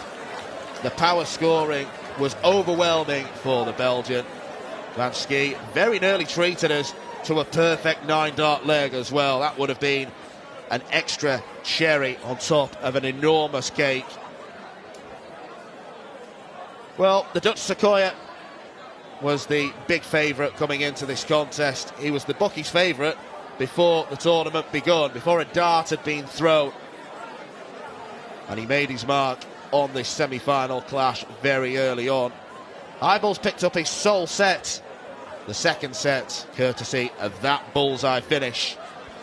But afterwards, it was all about the relentless nature of Jimmy Vanski. The doubling on hole was very decent throughout the course of the game. Double 2 took him into the break, 3-1 up. He came out of the break and still played like a man possessed. Double 16 saw him go 4-1 up. And it was the winning double 8 that has sent him to the final. There it was. Destiny for Jimmy Vanski, potentially coming up tomorrow afternoon. Jimmy, huge congratulations. You've booked your place in the final here at Lakeside. How do you feel after that contest? I feel amazing. It's a really nice game for me. It took me a while to get going, but yeah, the power scoring was there, and that gave me enough chances to finish it off. Yeah, because you had such a tough test in the quarterfinal against Shane McKirk. That one felt completely different tonight. Yes, Seaburn, I know him very well as well, so we played a few times against each other. I know he's a good opponent. He gave me a really hard game in Bruges this year already. So yeah, I know he can play, so I needed to be fully focused again. Yeah, what I just said, took me a few sets to get going, but eventually I got my power scoring on and my finishes at the end, so yeah, that got me over the line. you found your rhythm in the end, Jimmy, and I have to say, the crowd behind you, they were loving you. You almost got that 9 darter as well. The crowd were loving you, and you loved them as well. Yeah, I love them. There's a fantastic crowd over here. Thanks a lot, guys. It means a lot for me. I love them. It's nice. Yeah, we usually don't see you maybe as animated during games, but you were definitely showing a lot of emotion up there, having a lot of fun. Yeah. And now the final tomorrow will be against Mitchell Laurie, the 15-year-old that everyone has been talking about this week. What are you expecting from Mitchell? I'm going to try to give him the hardest game ever. He's a fantastic young lad. He's a super guy. He's very relaxed. I think he's very mature for his age as well. A super darts player, and I will give him the hardest test ever. We've got a brilliant final to look forward to between you and him. I asked Mitchell earlier what will he do tonight to prepare and relax. He's going to have a Chinese. So what are you going to be doing tonight, Jimmy? I'm going to my bed, have a proper sleep. That's what I'm going to do. Just rest, and then tomorrow morning, I don't know. I'm going to eat what I feel like eating. Probably a fish and chips. Fish and chips, okay. Typical English, right? Chinese and fish and chips. That is how you darts players prepare for these huge matches. Well, Jimmy, huge congratulations. We'll see you in the final. Thanks so much. That's good.